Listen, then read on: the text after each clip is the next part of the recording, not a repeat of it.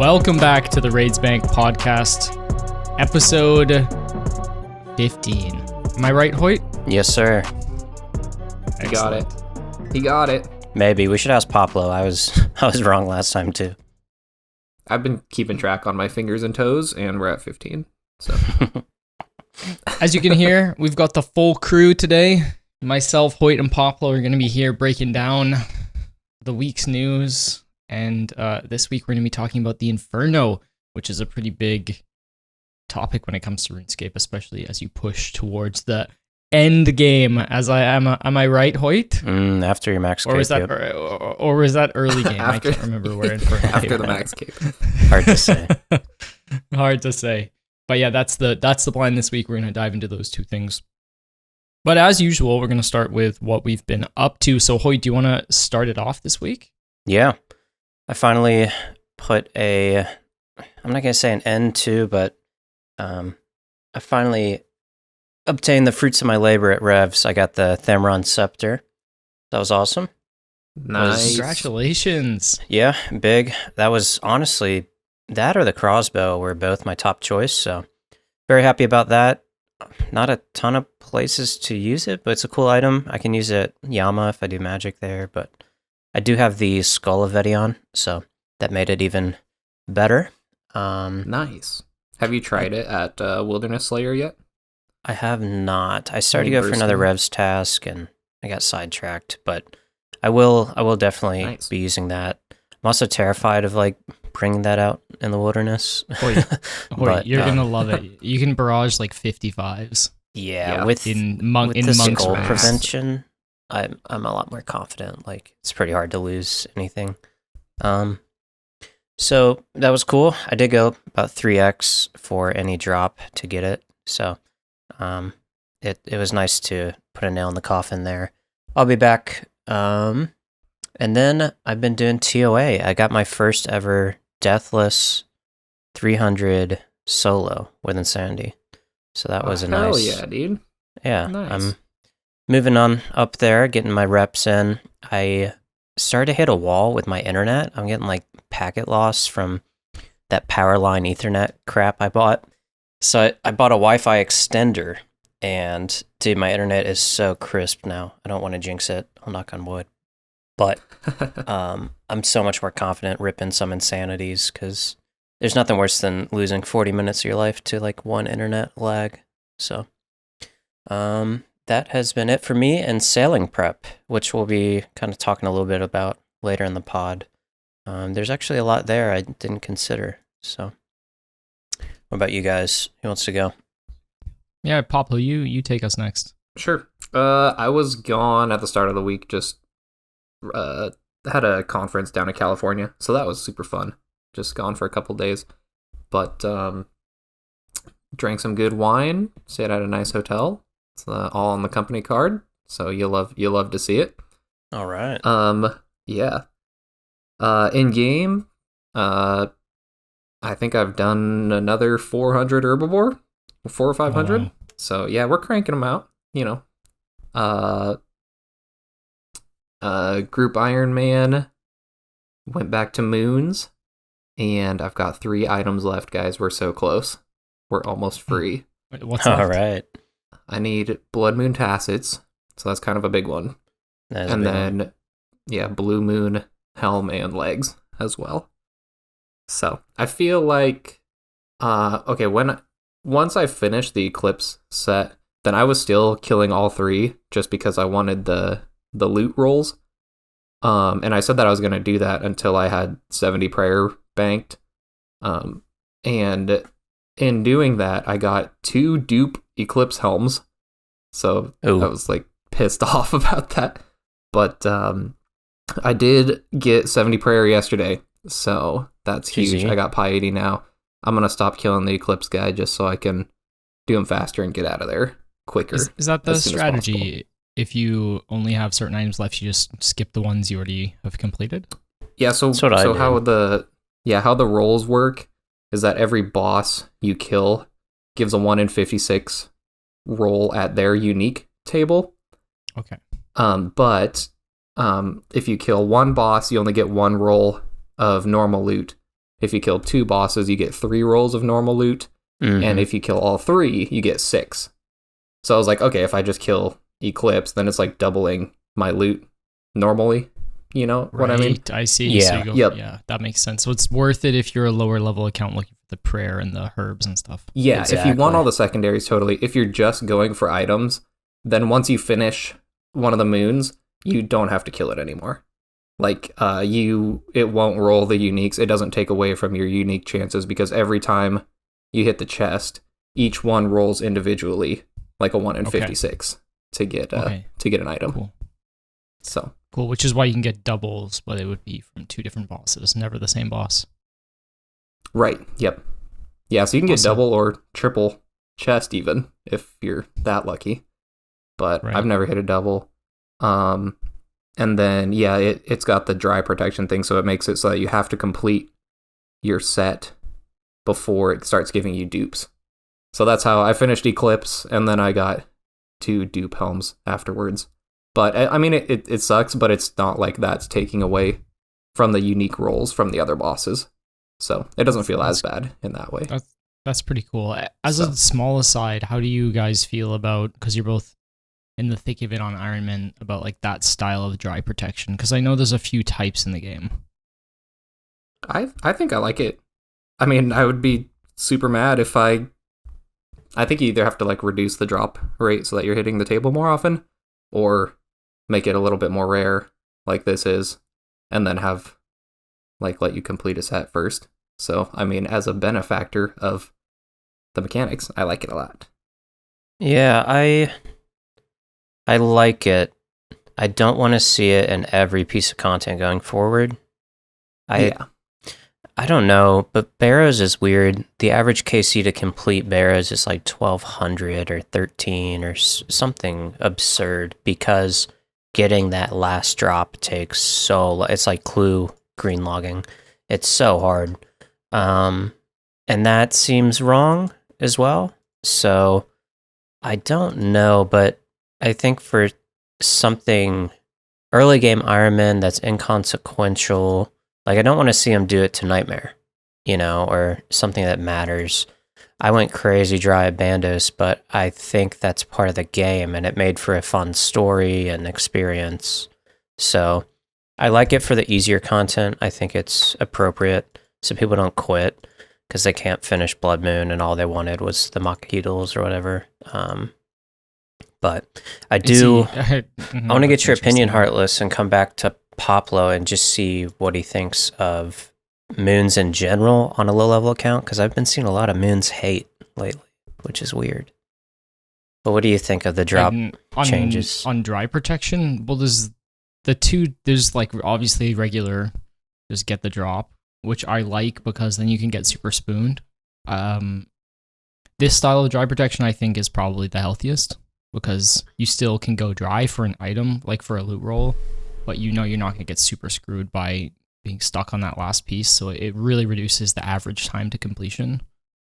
I don't really like the Desert Treasure 2 rings, because it kind of lumps everyone back into the middle, so it's a lot harder to get spooned a ring. You basically, for the most part, will have to get a lot closer to the actual rate, so it kind of is forcing you into just getting a certain range of KC, which I don't like as much. So I think for certain pieces of content, I think this is fine. I think it's great where it's like moons where they have like 12 drops and you kind of want them all, and you just could be stuck there forever like Barrows. It's super useful. It's mid-game. I think for end-game content, it's probably just better if they leave it no dry protection and just have less items on the drop table. I think that's ideal. Or if they have more items on the drop table, then increase the drop rates. So I think Nightmare is like one place where I might consider adding dry protection to the armor. Okay. Because currently the way Nightmare's just shit. is... But yeah, is that a problem with Nightmare though? Because it sounds like that's more of a problem with... It's a problem with Nightmare. They've reduced the rates, but I remember doing the math before they changed the drop rates. It was 1 in 1,000 Fasani's Nightmare to hit the table for the armor. Yeah, just absurd. And you need all 3 pieces. So the first piece would take you on average 333 KC. Get the first piece. This is like roughly how the math works. So let's say you pull the helm, doesn't matter. Then, on average, to get the second piece, it's going to take 2 out of 1,000, so it's going to be about 500 KC, because it doesn't matter which piece you get. And then on the third piece, you specifically need the last one, the one that you don't have. Mm-hmm. So in order to account for dupes, you need to do 1,000 KC on average to get that last piece. So it brings it up to 1,800 KC to finish the set. Jeez. Which was something like 400 hours, something ridiculous of just Sunny's Nightmare. Mm. So yeah, I feel Nightmare's a bad example. The problem I brought with up. no, that one it's should have a it. fair example. I think it's a fair example because the problem with Nightmare isn't necessarily the drop rate system; it's the actual rates itself. But reducing the phase thing helped a lot, so now you can just kill a lot more per hour. I still think it's way too long, but It is what it is. It's a useless item set. I think if they added dry protection, no one would cry, even those who have completed the boss. I wouldn't want it in still like God Wars, though, for example. No, I agree, but those are like much more drop rates, right? Yeah, significant. Yeah. I mean, hard to compare. And like even you went dry at Bandos. Mm-hmm. Quite dry. Like not too many people go more than 1,500 KC to get all their stuff from Bandos. Yeah, like you did, and even 1,500 is crazy. Some people are done. It wasn't 600, but it wasn't too bad, right? Like in the grand scheme of things, it's not that many hours compared to other grinds. No, I kind of miss it because the Stockholm syndrome. I kind of enjoyed it at the end. I actually love Bandos. It's one of my favorite things to do during bingos. I always love to go back, but generally, I think the drop rate system is just fine as it is. They just need to make sure that the rates are appropriate. Yeah, like the time to completion, and like because people are going to go dry, people are going to get spooned no matter what. That's just how math works. That's the beauty of the game, too. Yeah, I exactly. spoon like, a Vorky pet. I'm on the, on a big high, and then I go 5x for some stupid drop I really need, and I'm on a low. That's like the fun. That's why everyone's journey is unique. And that's why it's fun to ask people about their account. Yeah, I would hate to take that unique part away from it. Imagine you just had to go on rate. Imagine you never got spooned anything and you never went dry for anything, and everyone just had to do roughly the KC on average like DT2. It would suck. There'd be no variance in the game. Much less addicting, too. It would be much less addicting. You wouldn't get those super highs of getting spooned. Like slot the most machine spoon drop I ever got. I think the most spoon drop I ever got was the LE almost for sure. Or was it the second one? Whoa. Or was it the second one? Or is it the second one? Or is it the Bloodhound? Or was it the Tebow and the omelet in the same kill? Or the second Whatever. I've had lots of spoon drops, and I've had lots of dry streaks too, like going 4,700 for the Eye of Duke, but I wouldn't want to average those out and take away those super spoon moments. Like, yeah, the super spoon moments were great, but everyone will get spooned somewhere eventually. Some people just get more spoon than others, but I think that's the beauty of the game, and that's what makes it fun. So, because any kill could be the drop, right? And the people who go dry get spreadsheet. Go ahead, Papa. Oh, sorry. I was just gonna say. Otherwise, it just comes down to a spreadsheet. It's just this is gonna take this many hours, and is it worth it? And that's it's kind of like what you talked about. What we talked about last week with like, you looked at how many. I can't remember if it was Hoyt maybe or Heartless said you looked at how many hours it's going to take to get the next upgrade from Vorkath, just from doing money, and it's like, nope, not worth it. Gonna go make an iron. So yeah. Oh yeah, that was me. Yeah. Yep. A GP scape. Some people like that though, and obviously, guess what? You don't have to just do Vorkath or Zora. You can go cut. You can do whatever makes you happy. But and I think efficiency pilled. In addition to moons, they have added like the Yama style dry protection, so you can get these little shards, and then eventually, once you hit a certain amount of KC, you can just make a piece if you're missing it. I think that's a really good way to do it, because most people, not even most people, will end up making an extra piece, but it just gives you that option, gives you a little peace of mind. So you won't have to go disgustingly dry, but you can still go dry. Like our friend Battlestaffs just went 1,500 KC to get his first drop, his first Yama his first Oathblade piece, and then he had enough shards to make the other two. So he's basically about as unlucky as you could get. Obviously, he could go dry for all 3, but I think it took him 1,600 KC. It's a lot of KC. And but that would be at the upper end, right? I do think there's a third kind of level of this where the more spooned you get, the less respect you get, and vice versa. Where there's like, how many legendary stories have we told of, Weesnaw going for his Warhammer, or for some guy going for his Hydra's Claw? These are both people who went, 5, 6, 7 X raid on insane grinds at the time. 30,000 KC for the Dragon Warhammer. Would you wish that on your worst enemy? And 5,000 Hydra KC, still without a claw, right? So 5,000 KC. So down Badger using Zamorak Brews to restore your instead of prayer pots. Oh my god! But they go in like this literal hall of fame in every little community, and every time you see some noob complaining about Hydra, you're like, let me tell you about my friend, some guy, And totally, that's interesting. And then on the flip side, I've never gotten a TOA purple, right? Because I'm still learning and I die a lot. If I go pull my first purple as a shadow, I am undeniably going to get some vitriol and hate. I mean, people will be happy for me, but there's going to be some undertones of like, I can't even help it. Nice. I can't blame them. Yeah. Yep. Yeah, I totally see where you're coming from. There is a bit of respect about doing a certain amount of KC. It's like being a high schooler when your parents buy you a brand new BMW. It's like not even your fault. You're just like lucky to have really rich parents, but everybody at school is kind of gonna think you're a prick because they're driving some fucking beater and you're here in this brand new M3 or whatever. So there's kind of like, I think that's also what makes the game unique, is everybody has their own persona, and there's some people who got so spooned they quit, like Ghoulwalk. I think he said he got like all 3 mega rares and just quit his account and made like a snowflake because nothing was fun anymore. That's fair. You can get too spooned for sure. Grass is always greener. Spoil the game. It can spoil the game. That's why you gotta enjoy the journey. A little bit of both is perfect. Absolutely. Yep. Right in the middle is the sweet spot. A nice little aside into dry protection there. I think it's going to be something that constantly comes up, and crybabies are going to want more and more, but I think they're experimenting in the right direction. They're keeping the game healthy, but also giving outs to getting to going disgustingly over rate, because I don't really want people to go 6, 7, 8 times rate on things. No. Yeah.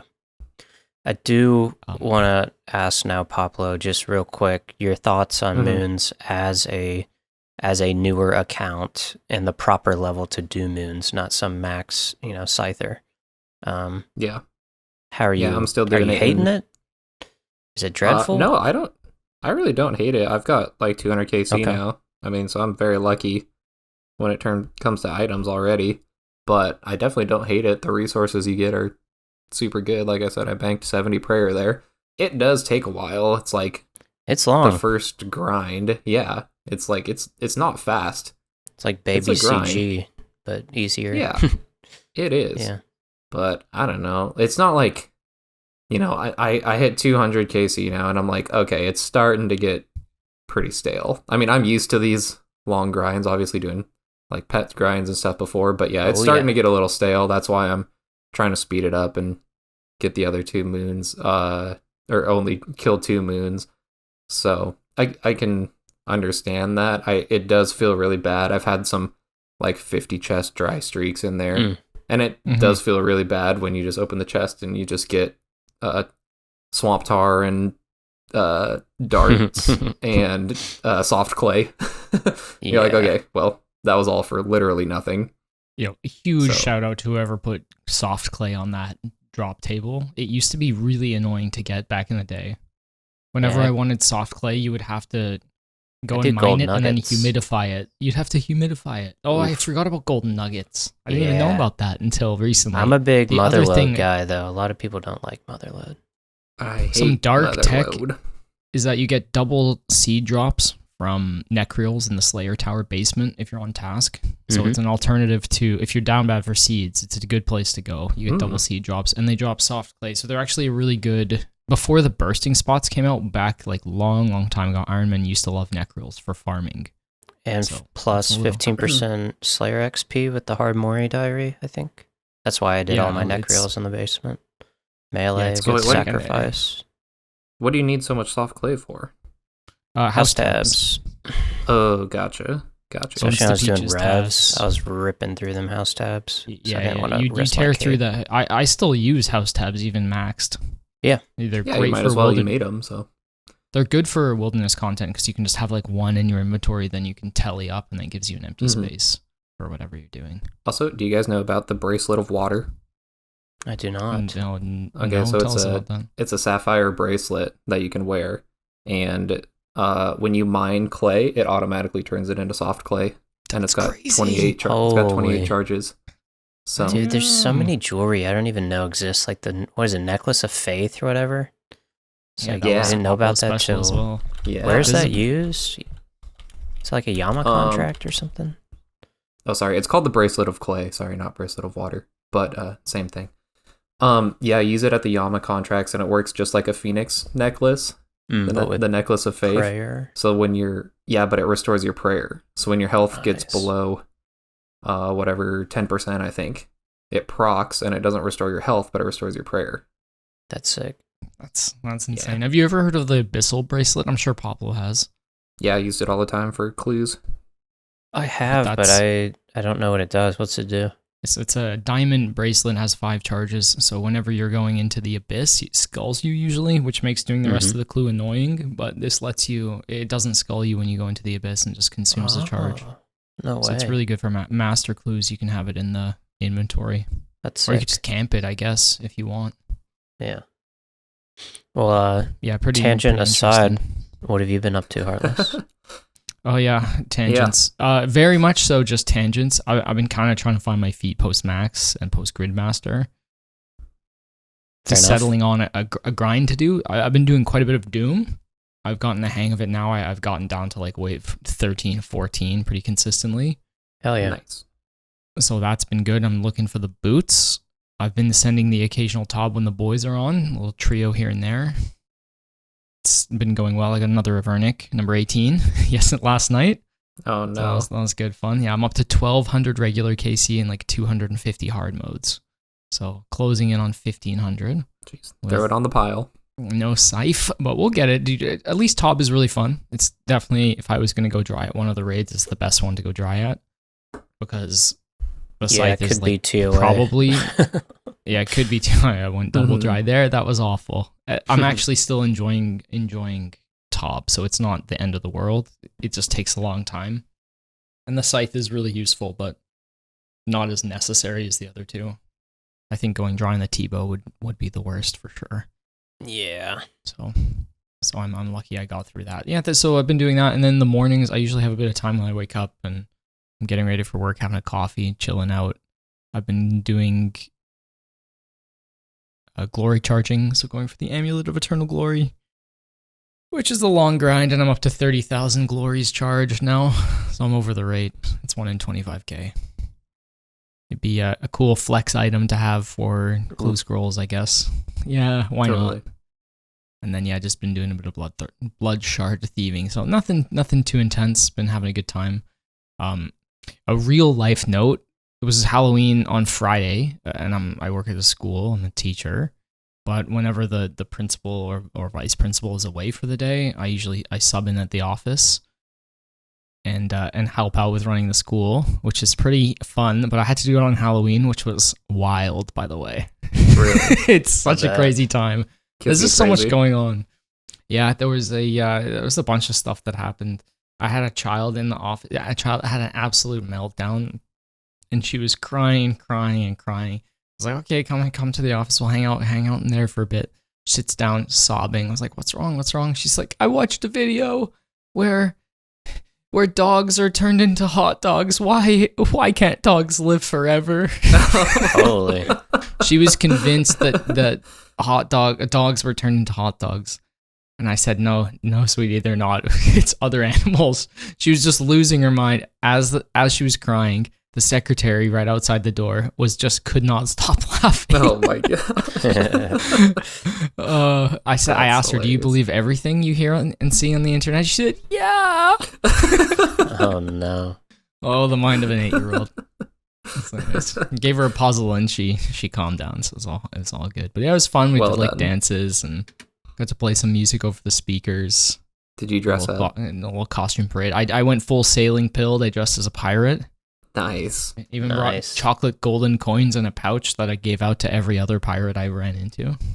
Get into that Some sailing spirit. doubloons, if you will. Yeah, exactly. Nice. Yeah, it was a good time though.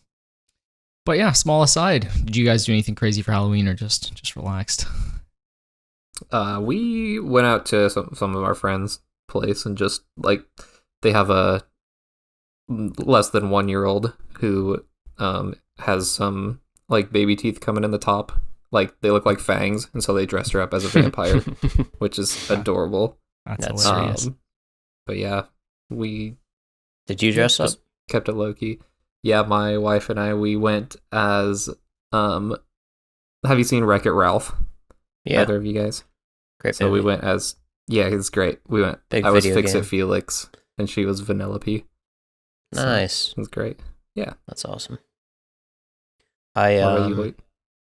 I heard Heartless. I heard that you heard about my Halloween costume. Is that true? How would I have heard about your Halloween costume, Hoyt? I Is there heard a conspiracy listener of going the on? podcast might have showed you it. You heard there was a leak? Yeah, I've heard about your Halloween What? costume. Hoyt went Yeah, I full was, meme for his Halloween costume. We procrastinated, and couldn't find. We were gonna be Zach and Cody, but Oh yeah. when we were gonna be that last year, we didn't use it, and the wigs are like in storage because we like are in between places right now, and that didn't work. So last minute, we decided to be 6'7". Oh my! What? How did you do that? So we the just had absolute t-shirts. plague that's happening at school. It's just they will not shut up to ban it from the class. It So was I had to just too explain much to for me. every boomer what 6'7" was and wasn't. So that was fun. Thanks for Oh, reminding nice. me, Hoyt. Love it. Yep. So no, we just had T-shirts. Like I was 7 and she was 6, and Nice. that was it. Very simple. We made them ourselves to save some money, some transfer paper. So it's nice. Nice. Very cool. Pulling it back into RuneScape, we're gonna dive into the clan highlights. So this week, some crazy stuff happened this week. First of all, I'll start Absolutely with the normal stuff. Fiber, Yay Fiber pulled himself an Eye of Iac on Delve 3, the 1 in 3K drop. And at the time of writing this, he had 39 delves. So very Jeez. spooned.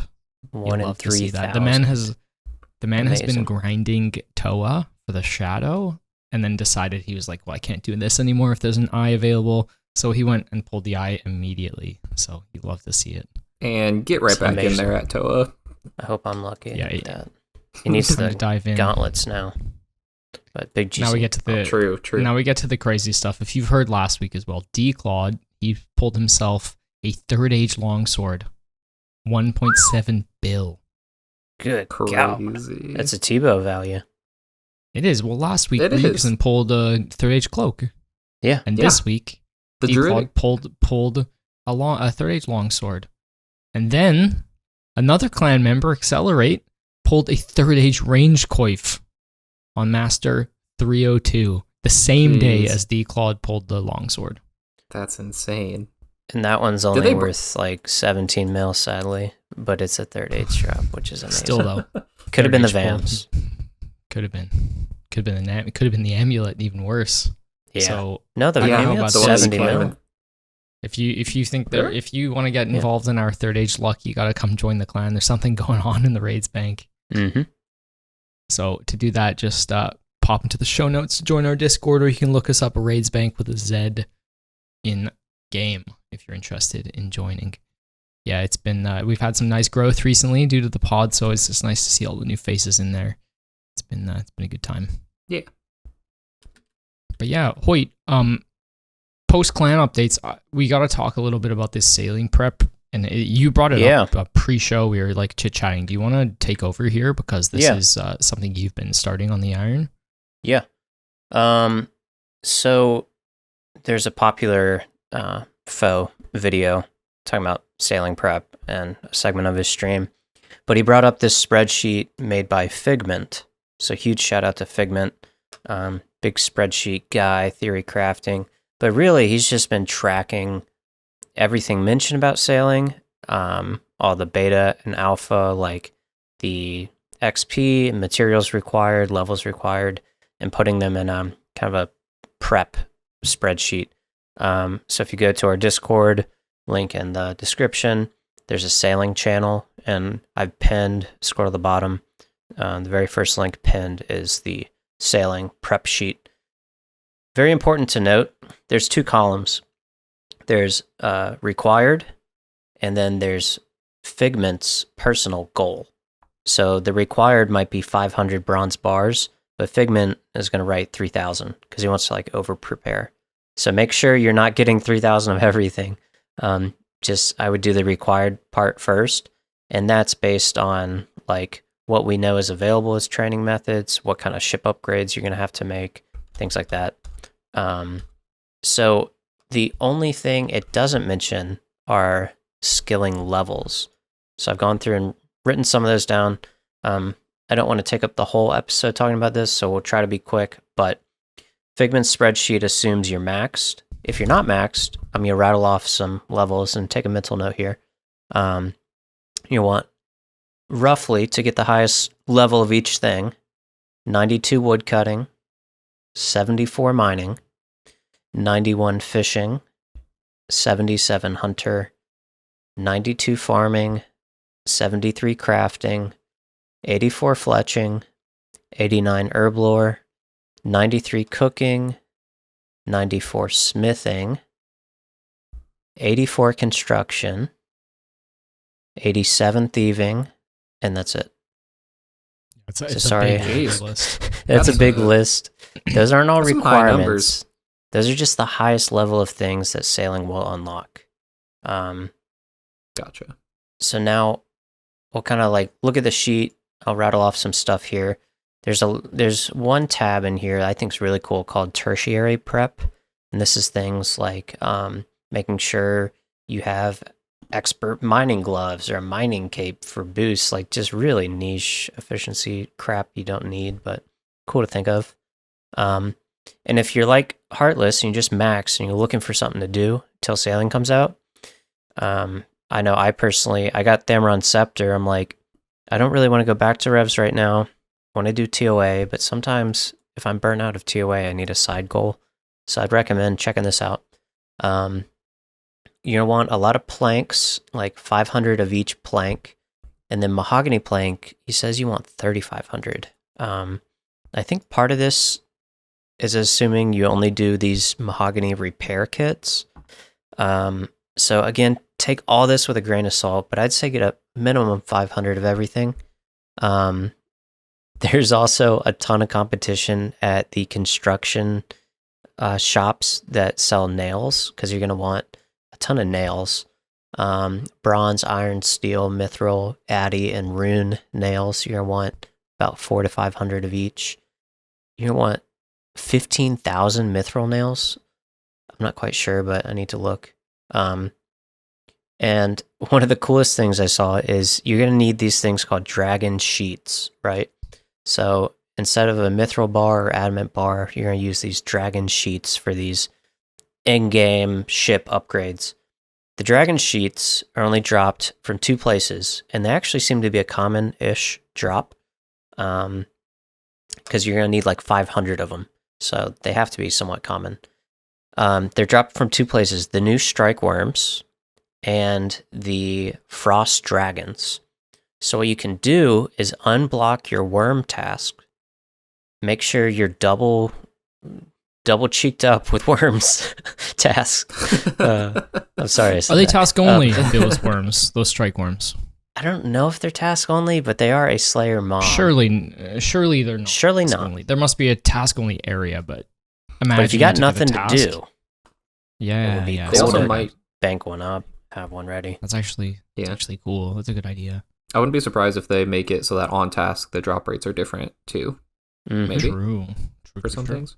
They did that with the other worms. So yeah, and then just looking through here, this one was really fascinating. It's called Nature Offerings. So nature offerings are from forestry, everyone's favorite skill. But what they do is they increase your chance to get a log by 50% when you use them. It's like something you keep in your inventory and it, just like any other enhancer. So to buy these, you need to like turn in, I think it's noted maple, or no, it's like a noted herb and some of the animal bark. So they do cost quite a bit. The reason you want these is you're going to have to go woodcut these new materials, like they're called like camphor logs, and there's like 2 other new logs. Everybody's going to be sitting here cutting these logs. You just want to go back to your boat and get going. So being able to cut that grind by 25%, assuming the 50% increase. How many logs are you going to need, though? You're going to need like 500. So it's inconsequential. I'm sure there's going to be like expensive... These are going to be like the expensive sailing methods where you break something, like construction, where you break it, rebuild it, and it's going to cost a lot of money. I'm sure there's going to be other ways where you can just sail around and get XP doing tasks that don't require as many supplies. That's my suspicion. There'll be more than one way to do it. Yeah, I think there's going to be ways to do it, but I think he said this is like the guide for like max efficiency. Like if all you want to do is race to 99 sailing, this is probably the most expensive and fastest way to do it. I think also you're going to hit a point at like maybe 70, 80, 90 sailing where in order to upgrade your boat, you have to have these logs. And you're right, like you don't need nature's offerings. We all know that. But when you're trying to game with your friends, you're trying to, you're going to be standing there. It's going to feel so slow. It's like looking at a clock, just sitting there watching your character swing at a tree. Yep. You're like, I just want to get back out there. It's the rush of that, start. So, take a look for yourself. There's some other cool stuff. Make sure it'd be good to go get a plank sack. It might be good to have like on your ship. Like a log basket for when you're cutting those logs. Just all these things you haven't had an excuse to go get yet. Sailing, it might be a good thing to do in the interim while we're waiting. Yeah, he's also, there's one thing he doesn't mention on here that's really important, and that's that you should take the day off, the 19th. That's something you could do. Submit your PTO. 3 days off, which is kind of crazy. You took 3. I'm just taking the 1. I booked it in, so I'm ready to go. Well, I'll be streaming in Discord. You can come watch. Even if I'm super inefficient, it's not. I don't really care about that. It's just about. I think it'd be fun to be there on the day 1 experience. Yes. Even if the servers are a bit crap. I'm also West Coast, so I'm lucky that I can. By the time I wake up, if I get up at like 6, 7 o'clock or something, 6, 7. You should stop it. Oh my! If I get up at 7 a.m., which is probably what I'll do, then I will likely not have skipped the login issues, or every single world will be full. And I'll be queuing up like day 1 of WoW Classic, where it's a 32-hour queue to get in or something. Oh my gosh. The other thing was like Stardust and the Sing It.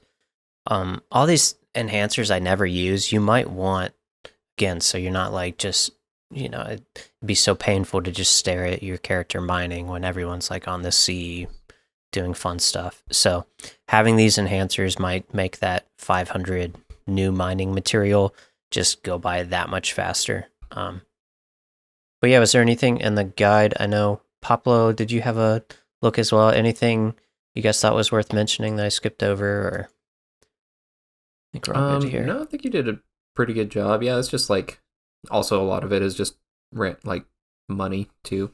He says just have like 50 mil on hand, cash.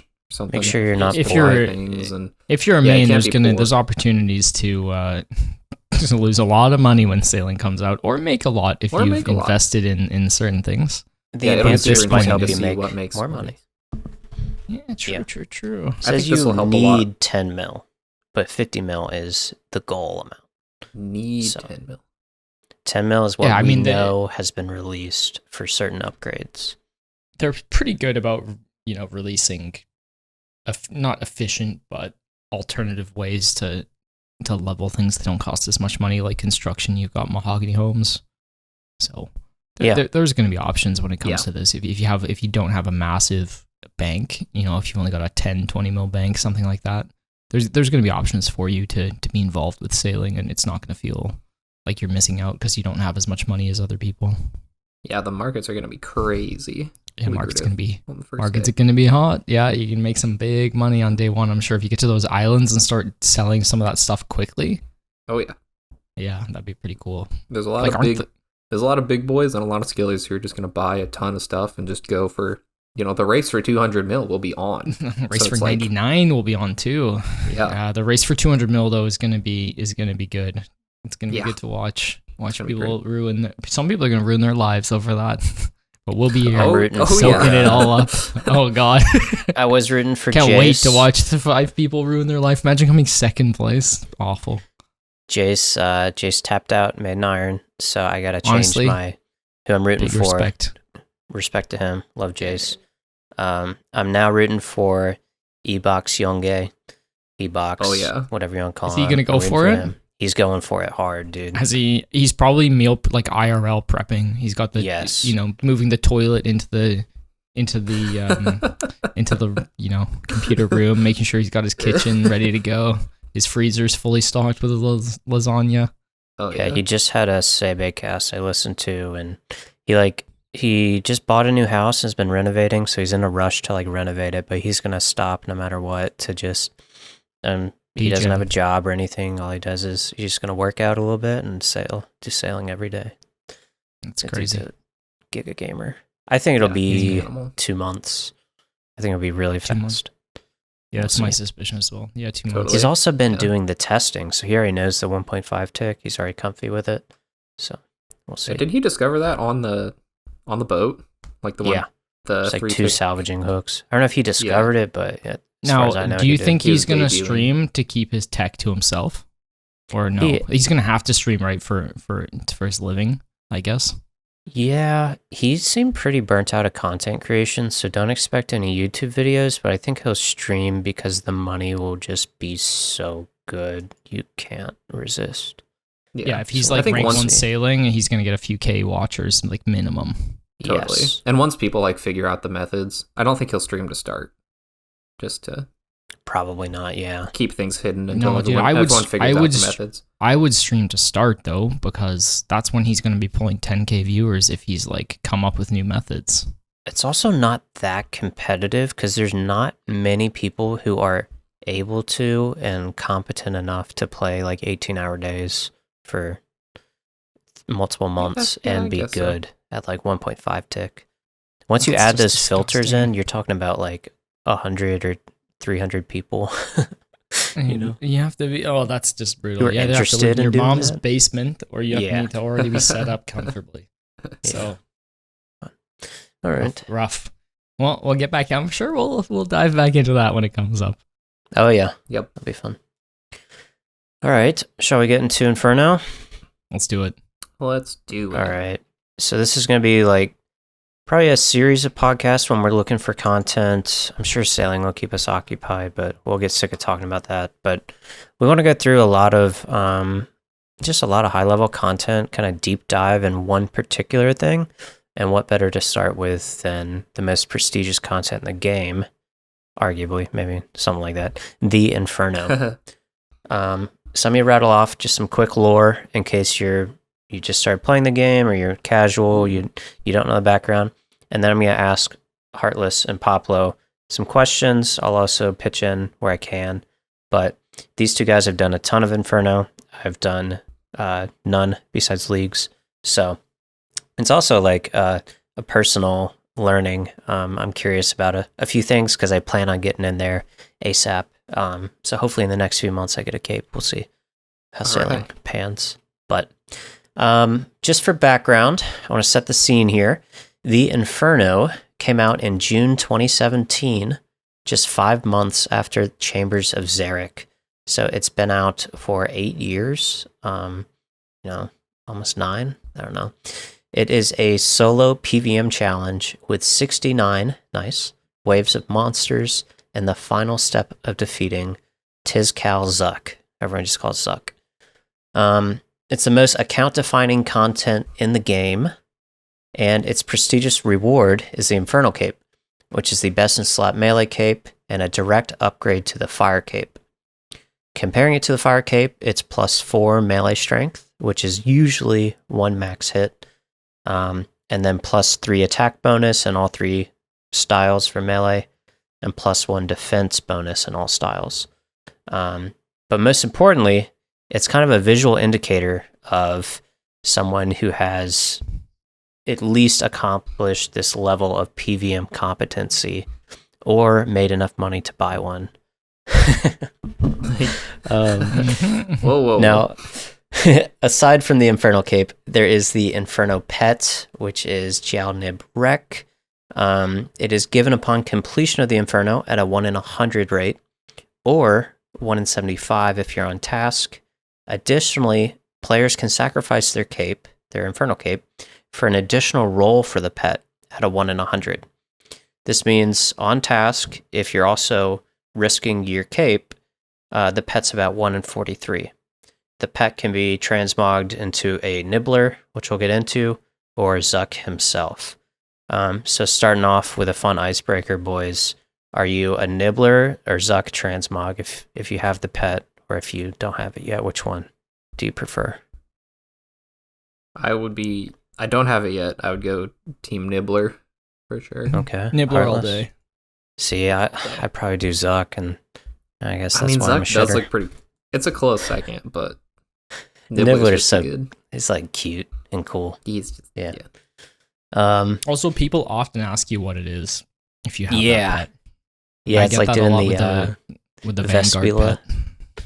Vespula transmog's a classic. Yeah, that one's good too, the bug. Okay, second question. Again, icebreaker. Why should you not buy an Infernal Cape besides losing hundreds of mil? I'll start with you, Poplo. Why should you not buy an Infernal Cape? It's against the rules. Wow, I respect that. Just a straight up answer from Poplo. A straight What up do you want me to answer. say? I mean, Appeal to authority. Putting me on the spot here. That's fine. The Heartless. FBI are behind my door right now. Okay, I didn't expect Poplo to say because it was against the rules. Why Hey, should I'm you not squeaky buy it? clean, man. I know you are. I have a Yes. controversial opinion on this, but I'll save it for the very end. Oh, I shit. don't think you should buy He's selling one them. because you'll rob yourself of a huge level up moment in terms of skill, and you'll rob yourself of a huge gaming achievement. Getting an Infernal Cape will force you through a lot. It's mentally taxing. It's will level up your skills. You have to learn a lot of new mechanics. And finally completing the cape is a huge achievement, and it just feels great. Like, I don't think I've had a gaming achievement outside of maybe like the first time reaching Diamond in League of Legends was huge. I remember like feeling a wave of relief after having worked super hard to get there. The same goes for the Infernal Cape. It's like a great feeling. Would you say you guys can tell pretty quickly someone who's bought their cape if you're in a raid with them? Or not necessarily? 90% of the time you can tell. Yeah. There are signs. There are signs. And then at that point, there's like, I don't know, you're just losing. Then everything's built on a lie. Now, if you're just honest about it, listen, we're not here to encourage cape buying, but if you're honest about it, who cares? It's your account, your money, you're an adult. But I'll just. I was looking for the answer that Heartless gave. It's. I can. Yeah. Do you want me just my hot take right now? Wait, can I expand please. on what you said first? Yes, please. Okay, so growing up, guys, I played a lot of like Pokemon on the DS. You guys were, Game Boy Advance and DS. And I got I really, for Christmas when I was, I don't know, younger, I really wanted an action replay. Which is like just you can it's like all the Shark. hacks for it's like Game Shark. Yeah. For DS. And I got it. And then like you can do like unlimited rare candies. You get like, you just beat the game like super easy. I feel like that's what it's like if you just buy an Infernal Cape. And then like I burned out of it. Like, okay, literally all my Pokemon are level 9, like the highest level 100. And then just you don't want to play anymore. And then also kind of like what we talked about last week. It feels like it's a rite of passage moving into the late, what do we say, late game? End game? Early game, I think. Yeah, early game. That's right. Yeah, once you finish that, then you can start moving into the mid game. But yeah, you learn, like what Heartless said, you learn a ton of skills. That was probably the most that I've grown and developed at the game, like mechanically. Like the single achievement that has made me into the monster that I am today. The monster. It's true. He is an absolute, he's a terror. How many KC do you have now, Poplo, at Inferno? Oh, I don't know. Probably like 15 or so. Yeah. It's not a ton, but it is a lot though. That's what a about lot. you, Heartless? So I have two. Oh, okay. I got my first one, and I'm just waiting for when I'm going for Grandmasters. I'll go for the rest of all the tasks for it. Yeah. Okay. Nice. But yeah, we'll okay. get I want to into hear. it. I want to hear this Hot take. now. Do you really want it now? Okay, so Lay it on us. Okay, I'm ready for it. Let's preface it with a question. What percentage of capes are purchased, do you think? I mean, we don't have hard stats. That's a good question. 20%? I don't know. 20 from Hoyt, you think? I don't know, man. I'm bad at these game show things, This isn't you're not getting a point for this. I'm just joking. curious on what your I'd rough say, thoughts are. Yeah, I'd say 15 to 20. Because I don't think that like more than like 1 in 5 people with an Inferno cape have bought them. Yeah, but yeah, probably somewhere. Yeah, maybe I'll say 15-ish. Yeah, that's still a lot. But that's significant. Hoyt, what do you think? I said 20, and yeah, I'd say 15 to 20. I agree with 20 might be high, but I think the problem is people like you and I was part of the Destiny boosting community. I've been part of the WoW boosting community. Never as one myself, but just kind of in the fringe of it. So I'm familiar with the type of person who buys these things.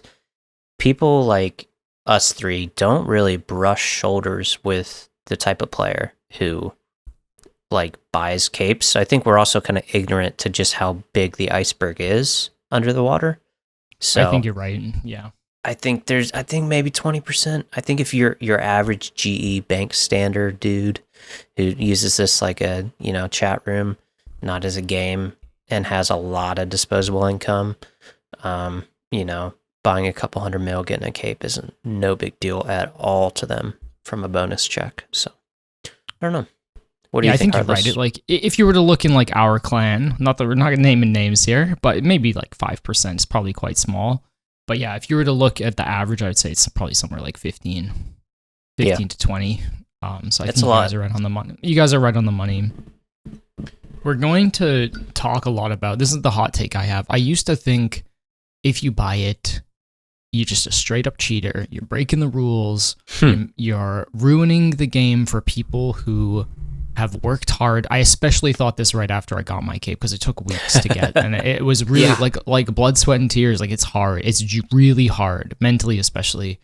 It's taxing. But then as I've gotten older, and I've had the cape for a long time, and I've met people who have been super open about like, look, dude, I just bought it. Like just paid my friend like 200 mil, and he did it for me. Yeah, I don't really care anymore.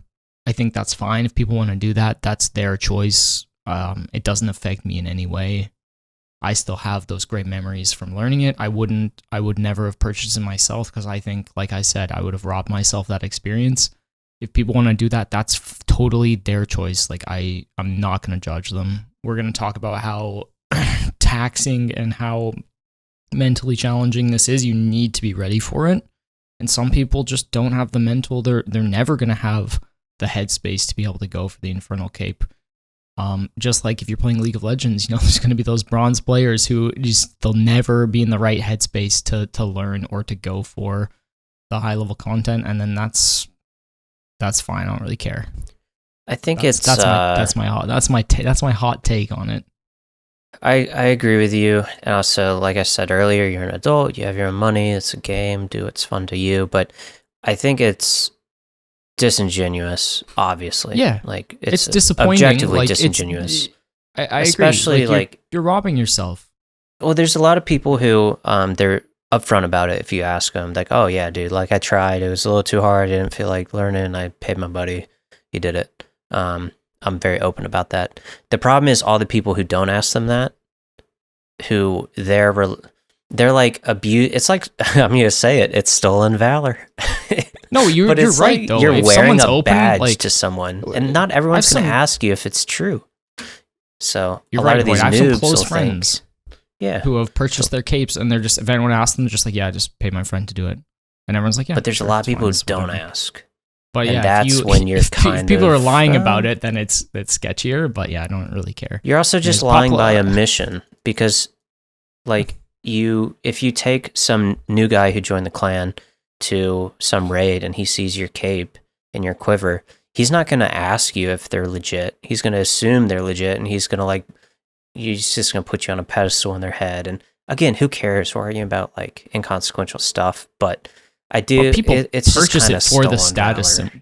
People purchase it for the status symbol. You're and totally some people right. lie. They're like, I just want the DPS increase because all I do is Tob. I'm like, I get it. You're right. It's min-maxing, but you also want people to accept you, and I don't know, and they're gonna find out eventually, right? I think a lot about buying a fake. I'm big into. I'm not big, but I'm interested in the watch world, like the expensive watches, all that pretentious shit. But someone who buys a fake, oh yeah, very very big rabbit hole. But like guys who buy the custom keyboard rabbit hole. Yeah, guys who buy a fake Rolex. So people who, well, let's actually not do Rolex. Let's just do another brand. No, Rolex works. Guys who buy a fake Rolex, they're trying to impress people who don't know anything about watches. But the people who do know everything about watches will know instantly it's a fake, because either there's just no possible way you scrounge together $30,000 or $8,000 or $6,000 to buy this thing based on every other factor in your life, right? And they can just tell it looks like it's made out of shit metal and stuff like that. But I think of that with the Infernal cave is like you're also only trying to impress people who know nothing, and I don't know. It's true though. Like, you're technically right. Like, if you showed me two watches, like a Rolex and I don't know, some watch that looks nice, I wouldn't be able to tell the difference. Like, I don't know shit about watches. I don't wear watches. I don't know many people that are into them. So yeah, it wouldn't impress me. But certainly, if you were like, "Yo, this is a Rolex," I'd be like, yeah, "Okay, cool. Like, that's expensive watch." Yeah, it would go the same for the Infernal cape, right? If you're level 75, you're listening to this podcast, you're at the gem crab right now while you're driving to work, then any Infernal cape will probably impress you, and rightfully so. It's supposed to, right? So yeah, you're right. It is stolen. There's also people who, just like the Infernal cape, they'll openly admit, yeah, I buy fake Rolexes, I buy fake Jordans, and it's like I buy fake Gucci or Prada because it's pretty similar in quality and I like the design, right? They always have some excuse, like I just think it looks good and I don't want to pay $1 million to have it. Like, you're saying that, but at the end of the day, you want people to think something differently about you and maybe about yourself. I'm getting philosophical, but so yeah. I compare it to that a lot. And also, they're like, why do you care if I'm a grown man and I buy a fake Rolex for $120? It is no different from anything else. I'm like, because you're trying to, trying to be something people. You're not. But yeah, rant over. Right. I just had to get that out there. I respect it. What do you think, Poplo? Where do you weigh in on this? Well, I think there's an inherent difference between everybody wants to look good, and I don't know, that's just like human nature. Is like, you want to look good, you want other people to look up to you.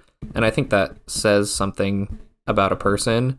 But then I think if you are claiming it as your own and you don't even know what a set is when people ask you how many sets you had, that's a deep cut. That's a deep cut. Then, and you are still claiming it as your own, like, that says more about you. Yeah, you're totally right. I think. But then again, I don't really care if people do that. Then they're just lying to themselves, Right. really. Yeah, exactly. And like what you said, Heartless, it doesn't affect me. I know that I worked hard for it, and I know that I got it, and I know that there's like a sense of pride. Like I'm probably a better player than they are, is like, because I worked hard and I did it myself. And you can sniff out a bot Infernal cave too. Sniff them out. You can So- sniff them. I don't know. I think you're saying it's a hot take. I don't think it's that hot of a take. Like, yeah, you can It's do a whatever you lukewarm want. take, hey? If you want to go buy an action replay and you want to get all level 100 Pokemon, then Bro. yeah, but you can't say that you trained them all up on Victory Road before. I know, I gotta. Yeah. I have Like, to say, whatever. I think, yeah, you're probably right. At the end of the day, it's not that hot of a take. Also, I think I've mentored like probably 10 people, maybe 12 through learning the Inferno, sending them, encouraging memes when they die every time, making Yep. sure I wake up any time of the day when they ping me that they're at Zuck to do timers and coach them through it. One of my favorite things to do in the game, being a mentor for that content. And I've been there for so many people's capes when they get it. You don't want to take that away from yourself. Some of the screams that I've heard have blown my eardrums wide open. Yeah. Most recently, Spence, by the way, legend. He tackled the Inferno. It took him months, Mhm. and you could just see him getting better every time. And I was just very proud of him when he got it. So, and he wouldn't have taken that away from himself for sure to purchase it. So Yeah. if you've got the mental and you're gonna play the game for a long time, just don't buy one. I see it the same as like buying hundreds of bonds and getting like full best in slot. You're an adult, like by all means, if you have the money and you want to do that. But I just think you're ruining the game for yourself in some ways. Yeah. You don't really need that max hit. Come on, like Yeah. But Yeah, those the be- grind. The grind they're- is why we're here, right? So because it Yeah. is enjoyable. It's the The journey. journey. It's Yeah. It's not the destination. It's cliche, but it does work really well for That's- this one. We've been yeah, on this yeah. topic for 20 minutes, Hoyt, on Yeah, why you yeah. shouldn't buy one. Also, the final reason you shouldn't buy one is it costs about 400 mil if you don't know anyone for a friend's discount, and it's very sketchy. You can easily get scammed. I've True. seen lots of different scams where people like are testing ping and then they one tick an Anacarl teleport and you lose all of your gear. I've seen them wipe banks. Obviously, there's quote unquote trusted sources, but it's a sketchy world. You're Black diving into a market, black baby. market, and unless you know someone, it's not something that I would do lightly.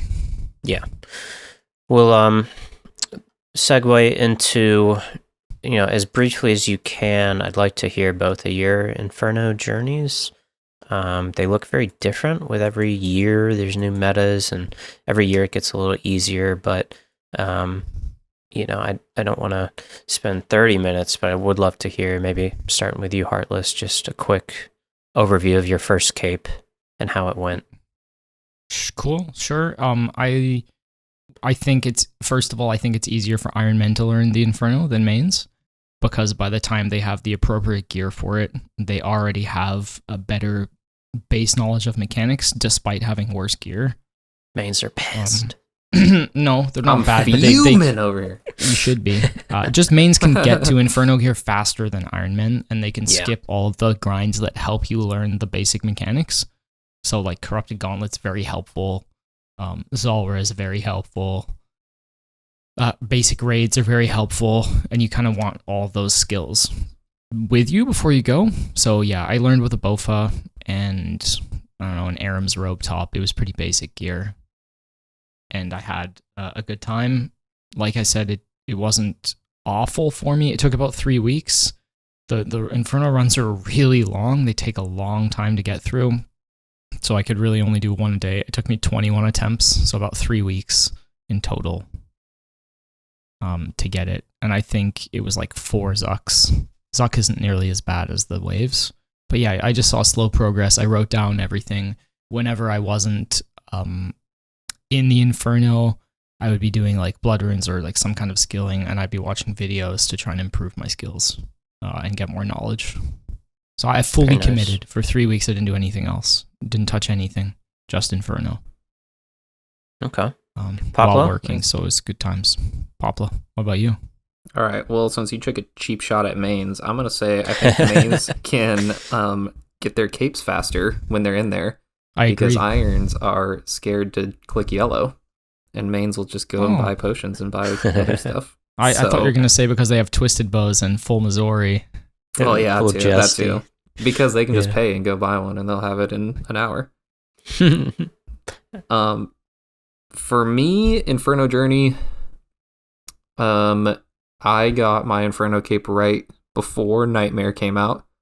There was like a little bit of I don't know, they're introducing like a new endgame boss, and I had kind of just done Tebow rebuild. I was starting to buy some more gear back, and I was like, you know what, I think I could do this.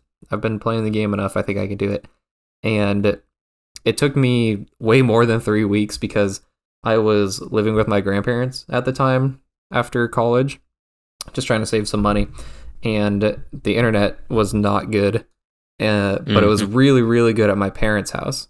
And so every once in a while on weekends, I would load up the whole desktop and bring it to my parents' house so that I could try Inferno on the good internet. I feel that so so much. funny. Yep, I would put the monitor, I would buckle it into the truck, and I'd buckle up my my tower too. I'd drive it to my parents' house. That's hilarious, Pablo. Yeah, that's what I would do. And I didn't really like track, I don't know, like my progress through it. I know a lot of people will show like every time they die and like the progression, which I think is super cool. I'm just not really like good at the numbers and spreadsheets like that. But I think it took me like three zucks, I think, to get my cape. And yeah, it was great. I would just doom send it on the weekends when I was home. Doom sending. Yep. And when I didn't feel like going back in there, then I would just go in and I'd do waves 1 through 20 or something. You know, they go pretty quick. And then I would log out and take a break. And then when I came back, then I would know that I just had to keep going because I was already in the Inferno. I just couldn't leave. I already locked myself in there. Nice. And yeah. Okay. So, yeah, thank you guys for sharing those. Wait, have you started learning at all? Have you jumped in? I had to learn a tiny bit for leagues, just like, you know, where to stand, and like if I learned like the blob stacking thing, how you click far back and they'll spawn correct. I don't know, but basically no. I do find I've never been, well, I say that I'm usually good on triple jets, and most people say that's the hard thing, but triple jets kind of works with my brain. It's kind of easy for me to get in the flow, so we'll see. But it's one Jad, but 3 times faster. Yeah. When someone told me that, I was like, wait, no, it's not actually that bad then. I've never heard that. Yeah, just kind of like look at the one before the one. I don't know. And the sound effects help my brain a lot. Like I've been learning that on Wardens. I can kind of do it like I don't have to look at all for the projectile. I know all the sound effects now, and it helps me a lot. Kind of like with the Hunlift helper, where you don't. It's like one less thing to worry about if you just have audio helping you. I found that can help. But I think for Jad, the audio, it's probably too late by that time, isn't it? If you hear the audio. I prefer no sound for Jad personally. Okay, yeah. It's overwhelming. Yeah, so I do want to start with really basics, recommended stats before going in. Do you need 99 range? You think 90s, base 90s are okay if you're competent? What do you think? Poplo? I'm going to say at least 90 range, probably. You definitely want 94 magic for Ice Barrage. Okay. How about defense? 90? 85? You want it high. As high as you can, yeah. I mean, if you're learning like from nothing, I would recommend 99 range. Yeah. And 90 defense. That would be my baseline recommendation, because you got to kill stuff fast. Yeah. You can brute force your way through certain waves because you do have brews to get through them. So there's certain spawns where you can just basically tank one thing and kill another thing super fast, and you want the best damage possible for that. You know, if you're an Iron Man doing your cape and you've done one on the main, you have a bit of experience, then obviously you can go in with lower stats. But I think if it's your first time, You want them as high as possible. Yeah. Yep. I think like 90 if you're T-bowing, 95 if you're Bofa. Higher is better. 99 is ideal, obviously. Mm-hmm. Okay. What do you think about that? So now I want to talk about gear. Poplo, I'll have you do normal accounts, and then Heartless, you can say Iron Men. But I am interested in some of the ones you can switch around. Like sometimes they bring in Lightbearer versus Suffering.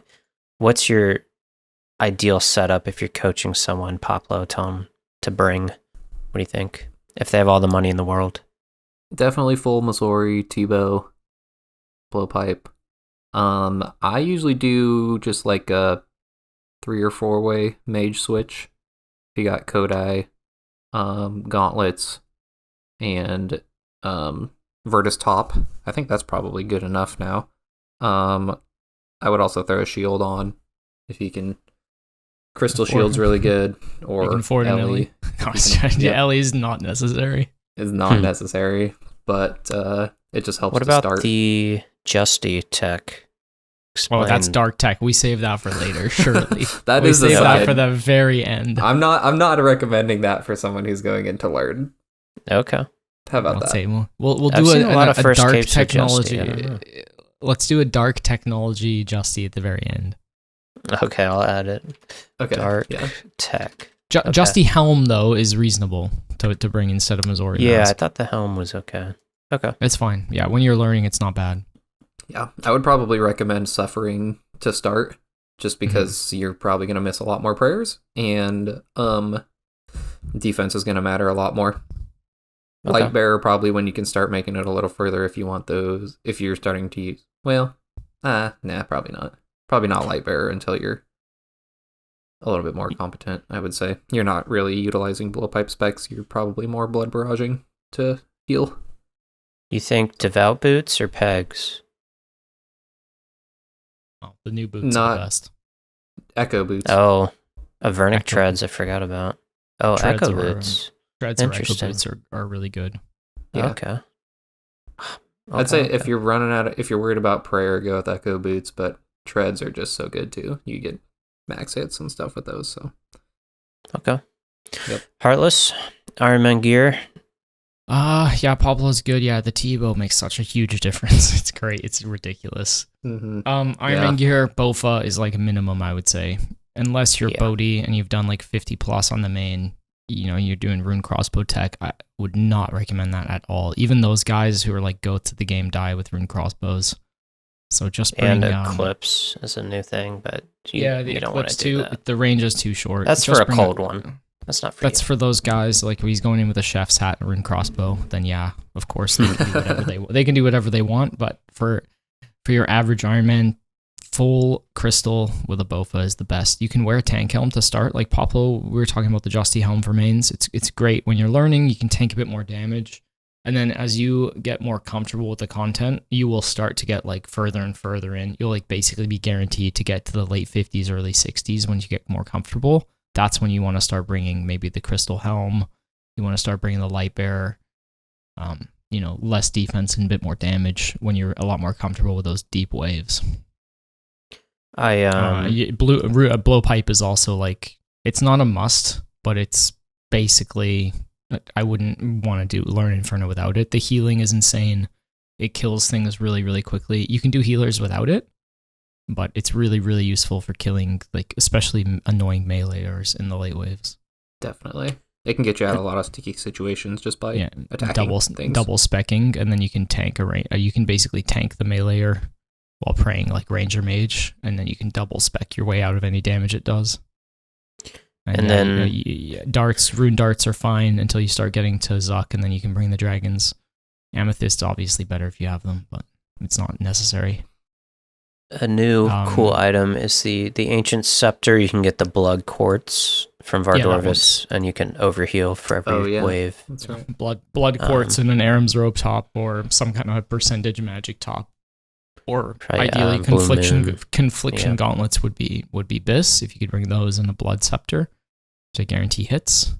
You can also do some like bit of dark tech on like double freezing meleeers, which is not recommended, but it can get you out of certain situations. It's dark tech, but More it dark works. tech section. Yeah, there's this huge section. I know tons of dark tech when it comes to the Inferno. But yeah, it's very helpful. So that'd be the recommendation. Okay. So basically, you have everything, Hoyt. You're ready to go. Oh yeah, basically, close enough. But the No, I'm not going in there until I get treads. The I get actual light bear. number. Sorry, Hoyt. Keep going. Treads light bear. No, it's just trolling of excuses of why I can't Not go really, in there yet. though. This is the thing. The number one thing you need is not gear. It's the mentality. You need to be ready to commit. You need to be able to know that it's going to be really hard and it's going to take you a long amount of time. Some people longer than others. I think I was relatively lucky getting it in 21 tries in 3 weeks. Most people take something like 50 to 80 attempts from learning from start. Yeah, that's you what have I've to heard. be ready for the long-term grind. And if you're not ready until you get a certain amount of gear, I've seen plenty of mains be like, nah, I want an LE before I learn. Fine. If you get one, then you mentally commit. It's better than going in and being like, I'm not ready for it. So go in with the gear when you're ready to go in. I know one man that took 27 Zucks to get his cape. Mm. He has more mental. He has more mental strength than anyone I've ever met. He knows he struggles with the game. He took 27 Zucks and he kept going. That's insane. That's an insane amount of Zucks. But he got there. He got his cape. He earned it. I do want to ask the waves. He was insane at the waves, by the way. Like out of control good. Every time he was getting his luck like daily, no problem. It's just mental block on Zuck. So yeah, you got to be mentally ready. It's like probably 70% mental, 30% mechanical. Yep. Now, what about prayers? Rigor is kind of a hard requirement. I've always leaned back on. Like, I'm not starting until I get rigor. And we do have Deadeye now, which is in between, Eagle Eye and rigor. Do you still think it's pretty mandatory for irons to get rigor if you've never done it and you're learning? That's a huge increase, isn't it? It's a huge increase in damage, right? For a main, it's obviously required. It's hard required. Yep. Yeah. For an iron, I would say if you're learning it's your first time going for a KPI, I'd say it's hard required because the increase in damage over the one from the Royal Titans is massive. And it gives you defensive bonuses too that you don't think about, and that can be huge. You could get a Kodai on the way if you're really lucky, or a Tebow. Or two Kodais if you're Mr. Stu. And it's our friend his first two purples were Kodais from Chambers. Oh my gosh. Augury's not hard required. No, so it's not a big deal. You don't need it. It gives you one max hit, so it's whatever. But yeah, it's definitely important to get rigor. Yeah. Okay. Well, good. That means my excuse lives on another day. And you can't get rigor if you don't raid, and then you never have to go in Inferno. No, I'm just Get kidding. over to Chambers there, buddy. Get that. I will. All right, so that covers the basics, foundations. Now, I thought the best way to go through some basic tips was to go through each monster in the Inferno. Sure. Some of them might be shorter than others. Some don't need much explanation. But I've ordered them in kind of the order that you'll encounter them, I believe. So starting out with the Nibbler. So 3 of these are going to spawn towards the middle of the room and head towards a pillar. Now, do one of you want to take this opportunity to talk about the pillars, how they work? Is your run just over if you lose one? Because I don't really know. Okay. Poplo? Yeah, north pillar is normal. So there's 3 pillars. There's one on the north, one on the south, and one against the west wall. And you just basically use those to like block line of sight from monsters. And north pillar is kind of your home base. There's a lot of... Oh boy. How deep do I want to go into this? You can use that pillar to your advantage a lot. There's a lot of like tiles that you can walk to trap things, or like you're out of range or in a safe spot from things if you're on certain tiles. You can corner trap things, etc. That's like deeper level. But those are the pillars. When the Nibblers spawn, then basically they'll go to one of the 3 pillars randomly, and they'll start to like eat away at it. And so that's why you see everybody like freezing the nibblers right off the start, is so that they don't go to the pillars and eat away at it, because then if you lose a pillar, your run's not over, but you just cannot use that pillar for the rest of the run. So once it's gone, it doesn't come back, basically. Now, if you lose, is there any point where you reset instantly, or is that only, obviously it changes with everyone, but obviously if you lose all 3 pillars, like you're GG, you should probably restart. Yeah, right. What about losing 2? Are you still like okay if you're towards the end? Or what? Okay. Heartless, do you want to go? I have maybe a hot take. No, I think you only need the north pillar to get your cape, and most people die chasing nibblers. Like you won't kill them on the first hit. Like it's lucky if you kill all 3, and then people will put themselves in extreme peril, pulling themselves around a pillar because they're obsessed with not losing pillars. I've had to scream. I remember my friend God of Thunder. He was the biggest nibbler chaser I've mentored. I would have to say, do not move. Kill the major. Kill the meleeer. Now you kill the ranger. Now you can kill the last one. He's like, oh, and then eventually he, often gets down to you get down to only your north pillar, but it's easy to defend because you don't have to leave the safety of it. So you lob 1 freeze. If it misses, you have to solve the wave and kill everything of danger before you then go out and deal with the nibblers for a second time. It's the number 1 killer of people in the end game, or the end of the Inferno. Yep, that's what I was going to say.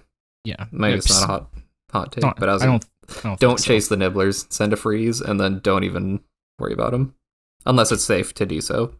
But yeah, and if they're coming for you, the north pillar, there's like you'll learn very quickly there's a special spot where you can run without putting yourself in danger to freeze them off. So it's quite easy to defend yours. Okay. Your yeah, I definitely fell for that noob trap, because it's just, you think it's a huge deal. So that's awesome advice. Everyone says, don't lose your pillars. Don't lose your pillars. Well, it really doesn't matter. Like, 50 plus, use them. You basically want to use them as like, that's when you're like 55 resources. Plus. 55 plus, when you're in the retirement home of the waves, that's when you're in the area where the pillars are a resource. Yeah, they can go down. Well, not the north one, but the other 2 can go down pretty comfortably, and you don't have to worry about it. Okay. And Poplo, going back to like how deep do we want to go into this? Our listeners love the super nerdy, hidden stuff. So I'd say nobody hold back. Let it all out. It's just hard for like to explain. It's a visual. You have to see the tiles. Yeah, to without screenshots. Know where to stand and everything. Yeah, we've all. That's the hard part of it. And people will continue to do it. It's just something, dude. When they're over there, you're like, I think I can get him. I think I can get him. I can tank. I've heard people say that to me. Oh, no, I think I can get those nibblers while they're in the south pillar. I think I can get him. Don't do it. I've shouted at people to not do it, and they've done it anyways. So it is what it is. It reminds me when I was learning CG and Heartless, he'd always tell me not to go behind Hunliff when he was like by a corner. You're like, there's nothing for you back there. So I just think of the nibblers like, there's nothing for you over there. Stop it. Mm-hmm. That's funny.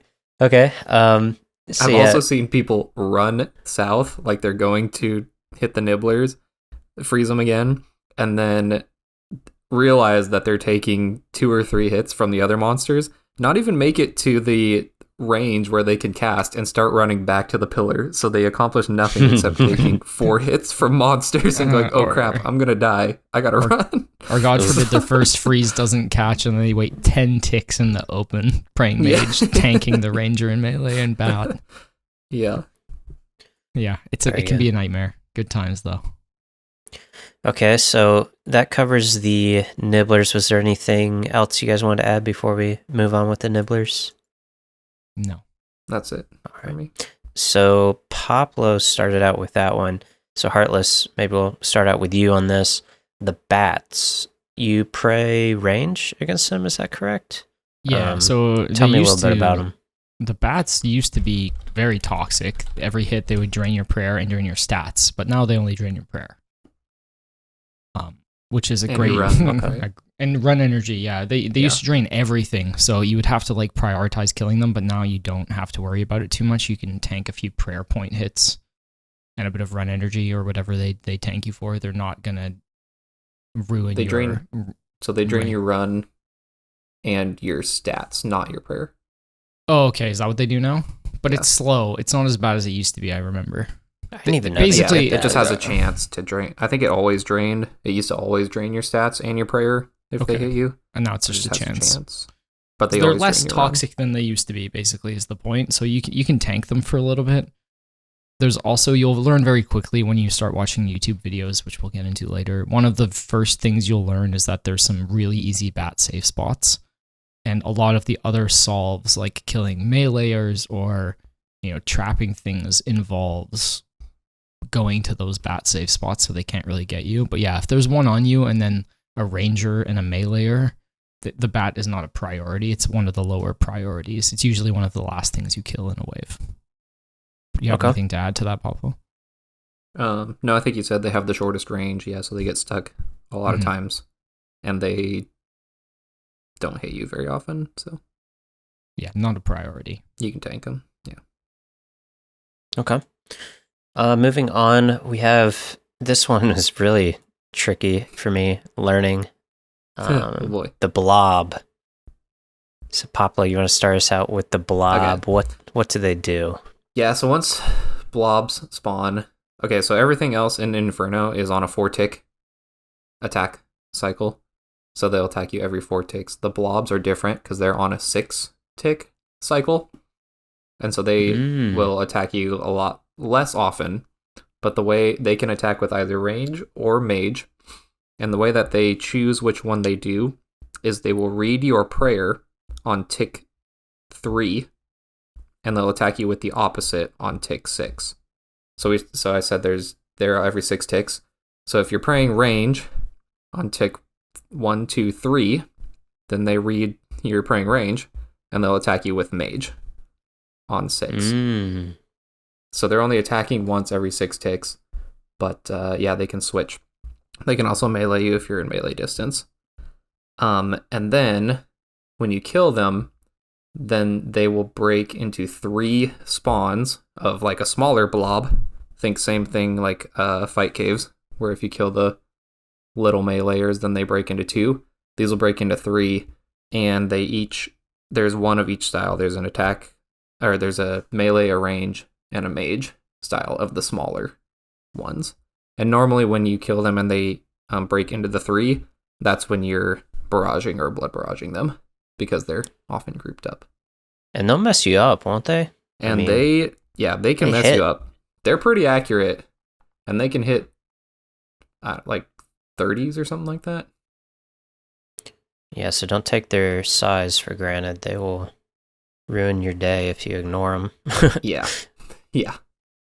What's the trick with the blob with you jump out, or you click out of safe spot, wait a tick, and then start alternating prayers? Is that the right order of operations? To kind of to cheese the 6-tick attack and 3-tick check? Yeah, so you can always alternate flick, because if you think of 6 ticks, you're going to go range, mage, range. So 1, 2, 3, they're counting you on range. And then you go mage, range, mage. And so you're always praying the opposite on tick 6 that you were on tick 3. So if you're flicking back and forth between each one, then it'll always work out that way. It also works every 2 ticks as well. So if you keep your same prayer on for 2 ticks and then switch, and then 2 ticks and then switch, it's getting a little technical. But if you're just dealing with the blobs, then that is a way that that's how a lot of people just do the 2-tick flicks, especially when you're flicking other monsters, the ranges or the mages, because it doesn't actually matter what you're praying against for the blobs. You'll always protect yourself from them as long as you stay on that 2-tick cycle. Now, do you start the alternating on the same tick that you click out of the pillar? That's where I get stuck. Does that make sense? Or do you have to wait?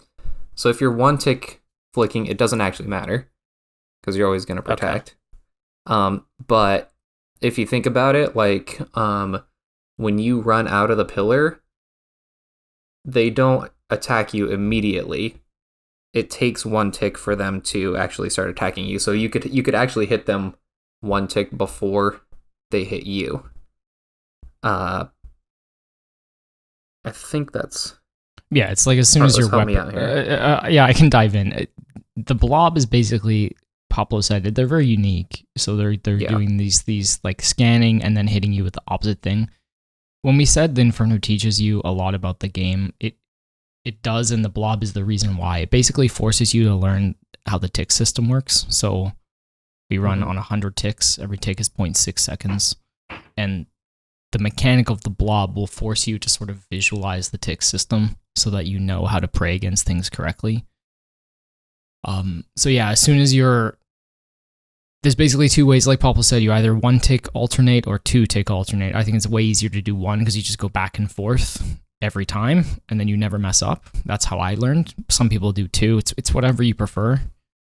It's really easy if you get yourself a visual or an audio metronome in the game. So there is a visual one now. It used to be bannable, but now you can use one. So you can just have it counting the ticks in the bottom corner. You can have it set up on 2, on 4, on 6, on whatever you want.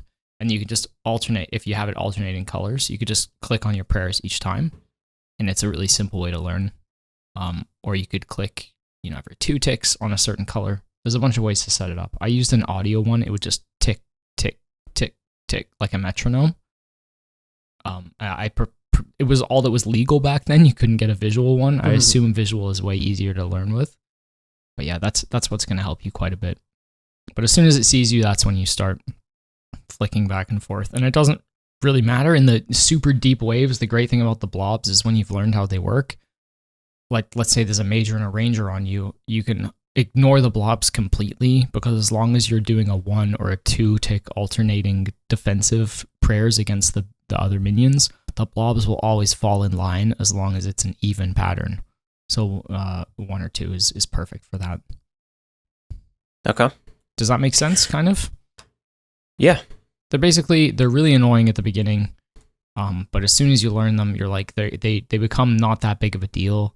And the fact that they split into 3, there's a bunch of strats that you'll learn in the videos, so like group them up and barrage them. They can be useful to heal from because they have low defenses. They're actually a very unique... It's probably the coolest part of the Inferno. Yeah. They seem like, as someone who hasn't done it and has done it in leagues, they seem like a big hang-up point. I don't know, like a roadblock that once you accomplish the rest, I'm not going to say it becomes easy. They're intimidating, right? Yeah, it seems they're like new. a big It's like hold up. it's different than anything you've ever encountered. There's nothing else in the game that does that reads what you're praying and attacks you the opposite way. Like, seems like the first lesson you have to learn, because like the nibblers pretty easy to understand, the bat pretty easy to understand, and then you just hit with the blob. It's like, all right, sit down. We're gonna pull out the chalkboard. Yep. Cool. All right. Anything else you want to add with the blob? There's a massive like Dunning-Kruger effect with blobs and the Inferno in general, in that you basically once you get the hang of them, you'll be like, oh, damn, let's go. I understand the Inferno. We're doing really well. We're getting into the late waves. I'm getting to like 50s and 60s. And then all of a sudden you'll just fall off a cliff and just start dying left and right because you're getting crazy spawns. So you think you're like really making a lot of progress, then you'll fall off a cliff and then you'll slowly rise back up as you learn it. And the blobs are not that big of a deal. It's quite a funny effect. It happens to most people. Yeah. But yeah, the it's blobs, like your first level up and then you hit a plateau. Exactly. Yeah. It's the same thing. It's the same thing. Yeah. But pretty fun. And if there's a blob on an early wave, you don't have to alternate flick either. You can just pray 1 and then just make sure you switch your prayer before it actually attacks you. And so, like I said, they're not a huge priority. They can hit you for 30s, but you can tank 1 hit. It's not the end of the world. You do have health, and it's better to protect against the things we're going to talk about later. Yep. Okay. Heartless, you want to tell us about the melee error, which I believe is the next mob you'll come across.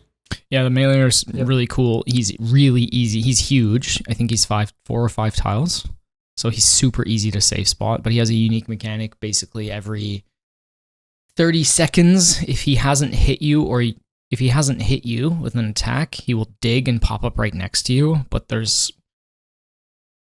hundreds of ways to manipulate him all over the map because he's so big. So you can stand in one place and you often will just take a step in one direction to easily safe spot him.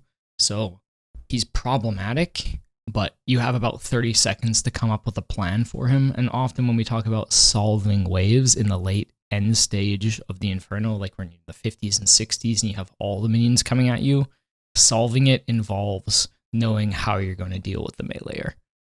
And worst case scenario, he's not super accurate, though he can hit 50s. His defenses are quite low, so you can absolutely nuke him with a blowpipe, and you don't need to pray against him. If you're in a bad scenario, you kind of just ignore the melee prayer, and you pray against like a blob or a major or a ranger, and then you just try and nuke him with your blowpipe specs. That's the meleeer.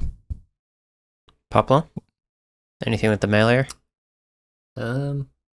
Nope. He melees, so you can trap him behind other monsters. Yep, he likes to dig.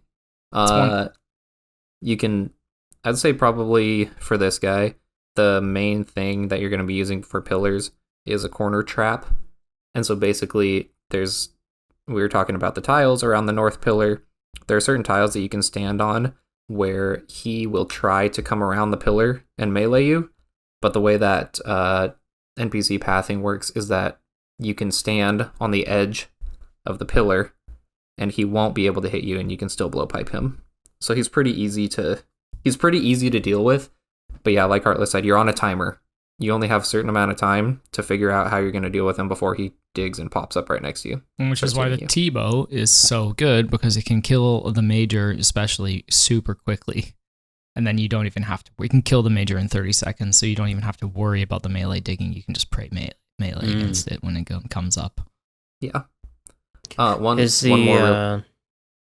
more real quick thing. Heartless mentioned solving waves. And if you're new to the Inferno, I guess solving waves is just basically in the moment making a plan, and so that you can systematically like kill every monster without like taking damage. Like you have a plan of how you're gonna protect yourself and complete the wave, like a step-by-step list, I guess. And the waves are always different.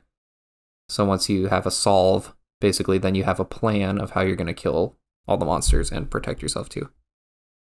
Okay. I don't know if that helps. Forgot what I was gonna. Confuses. Sorry. No, not your fault. Cool. So that is the meleeer. I know I was gonna ask. Does the corner safe spot only work for the southwest tile? Is that how you set it up? Yeah. Okay. Yeah. Southwest, but I think you have to be one. It's really hard to it's really hard to explain over a podcast. But when we talk about the YouTube videos, like the blob and then the melee are like two of the big things that you'll learn mechanics wise to get through. Okay. The first 50 or so waves are not easy, but once you get those two down, it's relatively straightforward. Yeah. Okay. We also do have a Inferno resources in the Discord too. Oh yeah. Channel. So everything that we're talking about, go check that out. And if you ever want advice on stuff, dude, our Discord is like frothing over.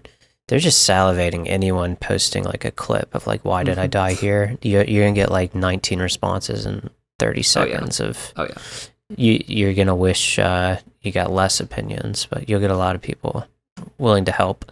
So yeah, maybe just find one coach who really speaks to you. I find it's hard to learn content from like 5 guys at once because each one has a different method and stuff. It can be a little annoying. So yeah, find what works for you. But on to the next one. I believe, Poplo, it's your turn. Tell us about the Ranger. The Ranger ranges. Yeah, it's so simple. He has crazy long range. He can range you for like 40 something as well. He melees you if you're within he can melee you within melee distance, but if you're praying range, then you'll always protect from him. He's not very accurate either. So you can often, he's not as accurate as other mobs, so you can tank him a little bit. He's not as big of a deal as the major who we're about to talk about. Yeah, a lot of the gear too, you're pretty high range defense too. Yeah. So you can, he's still somewhat accurate, but yeah, you're pretty well prepared for that, so you can tank a lot more. You don't want to tank him. He's definitely dangerous, but he's not as accurate as the major, which I guess we can just dive into. The major just hits you with mage. He hits you 60s and 70s every single time, barely misses. You have to protect against the major. It's a devastating mob, and it also has a unique mechanic where it can resurrect minions at half health. So you kind of want to kill it first, but only if you're able to do so safely. Okay. The major can resurrect, eh? Yeah. Correct. Interesting. Yeah. Okay. Which can make certain solves quite annoying. So like you'll learn stacks very quickly when you get into the late waves where you've got you're safe on the north side of the pillar, and you've got like 4 mobs behind the other side, and you need to learn how to flick against them properly. And usually it's just like you step out and start with mage or start with range, step out from a certain tile and click the minion. There's a bunch of different ways to do that, and you'll learn that in the YouTube videos. Just not going to explain it over the airwaves here. But those solves are something you'll learn quickly. You'll die to them often by misclicking, but the major is the one you're going to want to try and kill first if you can do so safely in those stacks. Yeah. Okay. Up next, we have Yad, Mr. Jad himself. You first encounter 1 Jad, and then does it go straight to 3? Is that the wave right after? Yep. Okay. Do you want to take both of these, Poplo? Or Hoyt, why don't you take Jad? You've killed Jad before. Tell us, what's your strategy for Big Yad? Oh, geez. I don't have much. I mean, everyone here, I assume most everyone listening has their fire cape. You've done Jad. I'm most curious on triple Jads. On leagues, you can kind of ignore the healers. Well, you can definitely ignore them. On triple Jads, I feel like the healers are they the hardest part? You can't just walk me through, Poplo. What do you do with the healers on triple Jads? Okay, so for triple Jads, each Jad as opposed to the single Jad, each Jad will only spawn 3 healers on triple Jads. And normally what I would recommend doing, you're using Bofa to kill Jad. I just tag the healers and then ignore them. If you have like high defense, like we talked about, and you have your Crystal or your Masori, you're going to be able to tank the healers. I think you'll probably die more often trying to either maneuver the healers or pray against them or whatever you're trying to do, rather than just killing the Jads and brewing up between Jads if they mess you up a little bit. Because they will still come out and melee you, and they can still hit you, but chances are you're going to kill the Jad before the healers are going to melee you to death. Okay. That's normally what I do. I mean, when the Jad goes down, do the healers disappear? Yeah, you have to kill those off? Nope, the healers will die when Jad dies. Okay. So then, like, if you're on triple Jads, you kill the first Jad, the healers will despawn, and then if they've messed you up a little bit, you can brew up again before you do the next healers on the next Jad. Got it. Okay. Yep. Any generic advice with triple Jads you have, Poplo? Anything that helped you, or not really? For triples, dude, this just goes back to you're gonna have Jad hands, but times 3. And the fun fact, the Jad in the Inferno actually attacks slower than normal Jad. Really? But yeah, it attacks, I think, 1 tick slower than the normal Jad. But makes sense. Then when you get to triples, there's going to be 3 of them, so it's faster. It's all the same. Don't try to be fancy, like that. Like, park yourself in the middle. Don't try to move. Don't try to do anything other than, get your prayers right, and try to do like one thing when you're comfortable. Either hit a brew or move it. You probably don't have to move, but hit a brew or a restore, watch your prayer, And just do that like when you're comfortable, like get your overhead prayers correct first. Don't try to do too much, I guess is what I'm saying. And don't feel like when the healers spawn, like you have to hit them immediately. Okay. Heartless, anything with triple jazz you want to add on? Heartless? No, I think Poplo covered it. You can log out before, so you can like go take a walk and calm yourself, calm your nerves. Yep. My hands used to always get really, really, really cold.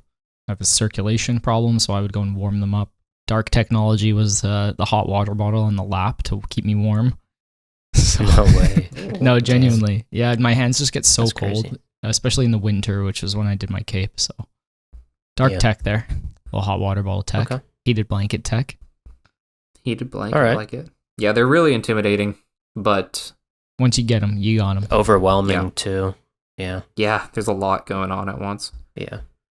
Okay. Heartless, you want to take us a quick overview of the Zuck fight, the infamous Zuck? And Yeah, that'll so close it Zuck, out. in theory, Zuck is a lot easier than the waves because there's no variance. It's just the same fight every single time, which is great, right? You just, Yep. you know what it's going to look like. You can watch tons of videos. You know exactly what to expect. So it's way easier to prepare for than the waves. So once you're getting through the waves comfortably, Zuck shouldn't take you too long to get. You know, you kind of want to reach one milestone each time. Make sure you have a coach is really key. Someone to do your timers for you, because there's a bunch of timing issues with Zuck, because at certain points you're going to get sets that spawn and you're going to need help knowing when they come. So having someone to do the timers is super helpful. You're going to get a set. A set is basically one mage, one ranger. And then you've got the shield that you follow while you try to kill Zuck. So at certain thresholds, I don't know how detailed you want me to go, Hoyt.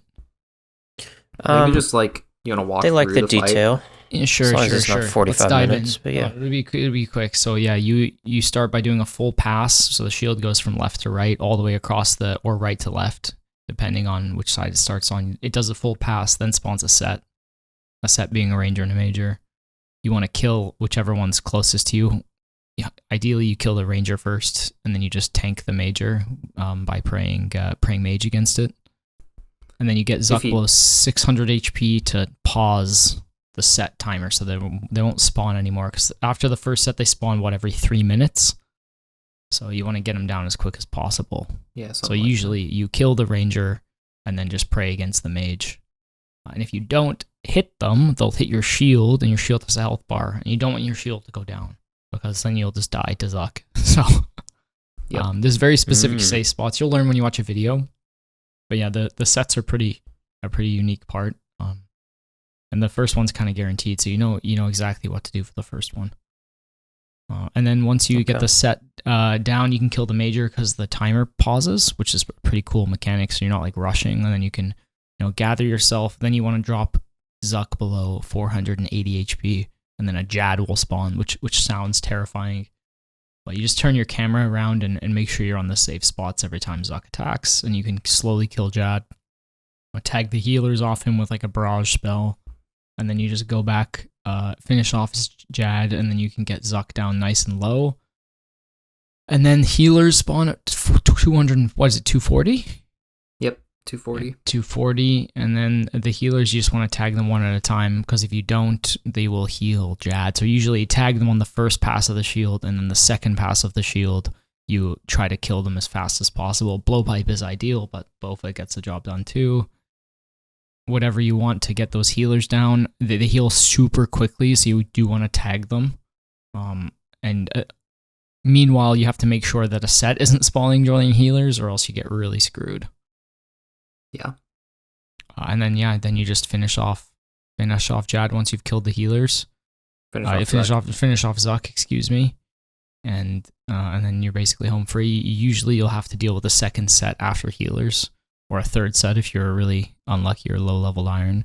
And this is part of the reason why you don't really want to go in with really bad gear, because it takes you longer to kill Zuck, and then you're going to get more sets, and more sets means more damage, which means you need to be better at the waves to bring more brews to the final stretch with you. You guys want to add anything there, Poplo? I kind of skimmed through pretty quickly. That's okay. No, it sounds like a lot, but yeah, that's literally like the procedure of the fight. That's all it is. So like you go through each step. like you do the first set, and then you do this, and then you do this, and then you do this, and then Zuck is dead. Like if you can follow the procedure, it's very easy.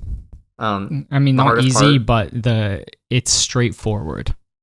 Yeah, it's straightforward. Yeah, there's no variance, like what Heartless said. But you make one mistake and high chance you die. It's like 80% or something that Zuck will one-shot you. So he messes you up. Yeah. The thing that I would say for healers is, you said tag them as quickly as possible. For Zuck healers right at the end. And then the hardest part of that is that Zuck becomes enraged and the safe spots are no longer safe. And so he'll start attacking more often. And you just have to just stick with the shield and brew. And that's going to be the hardest part, is when you're dealing with the healers and Zuck is attacking faster.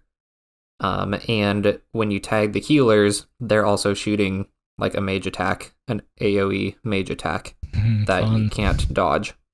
That will chip you down. It does like 5 to 10 damage every time.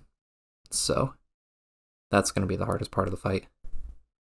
I always think with the sets, when I hear how intense it is, I hear the SpongeBob, like, careful, SpongeBob, careful. He's like, don't attack him anymore. One mistake. So that was always the intimidating part for me. Was it 600? What were the thresholds again? 600, 450, 250 or something? So 600 to stop the timer for the next set. And then 480 is when Jad spawns. And the timer will restart again when Jad spawns. And then 240 is when the Zuck healers will spawn. Okay, that's easy. That's halfway from 480 to 240. So, okay. Yep. And 480 I think is half. And that's why you have a coach to help you to like deal with the timer. Yeah. So you just focus on the fight. You just focus on being in the spots. You focus on brewing and moving. And your coach will help you, or your mentor will help you with the timers. It's pretty key for your first one to get someone to do your timers for you.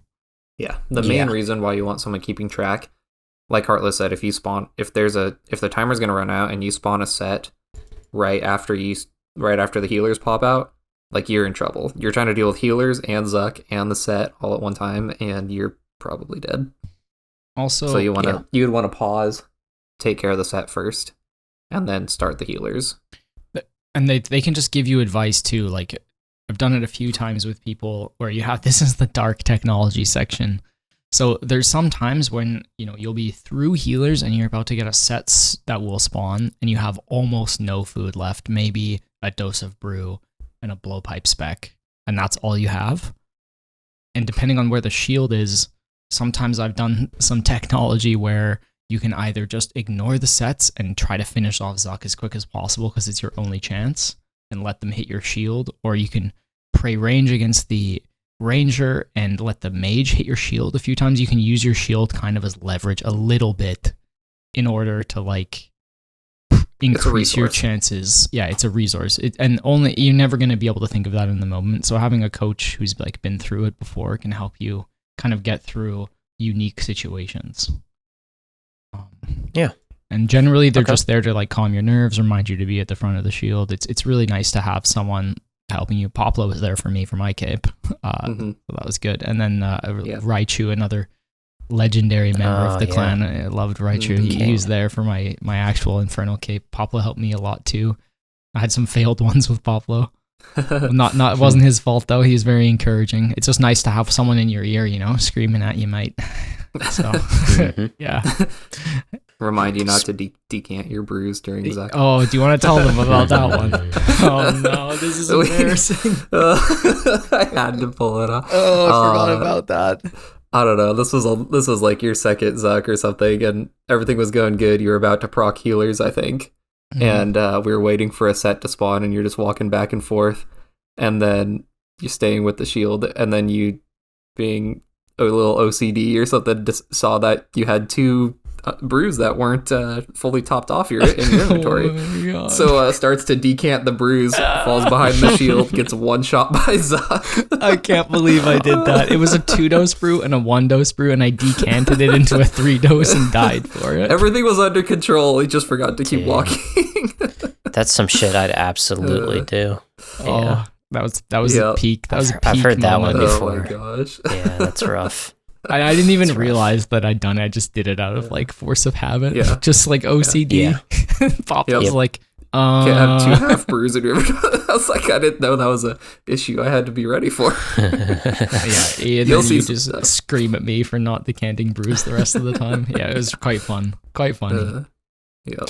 Okay, and I'll bring this up just because we said we'd talk about it, but real quick, what's the Justy dark tech? Okay. Poplo, do you want me to do this or do you want to take it? Why don't you start? Yeah. Go for it. What? Okay. Are we talking the extremely dark tech or are we just talking Justy tech? The darkest. Maybe The darkest? Okay, so I'll Dark, go through sure. them both. So the dark tech is if you bring Justy gives you a set effect to reduce damage. So basically you can bring a Justy plate is actually quite common. So you can tank certain solves. You can just wear it and wear a helm and like brute force your way by just praying mage and tanking the ranger. Or you can bring full Justy to tank certain situations and then like T-bow, things down. That's the dark tech. It's not recommended because it's like luck based. Mhm. But then the absolutely darkest of all technology. Recently, a video came out by a legend called Reynold on YouTube. Absolute goat of a gamer. And he came up with the darkest tech I've ever seen for Inferno, which abuses the corruption gauntlets, which basically their passive is your first freeze. If it splashes, your next one is guaranteed to hit, essentially.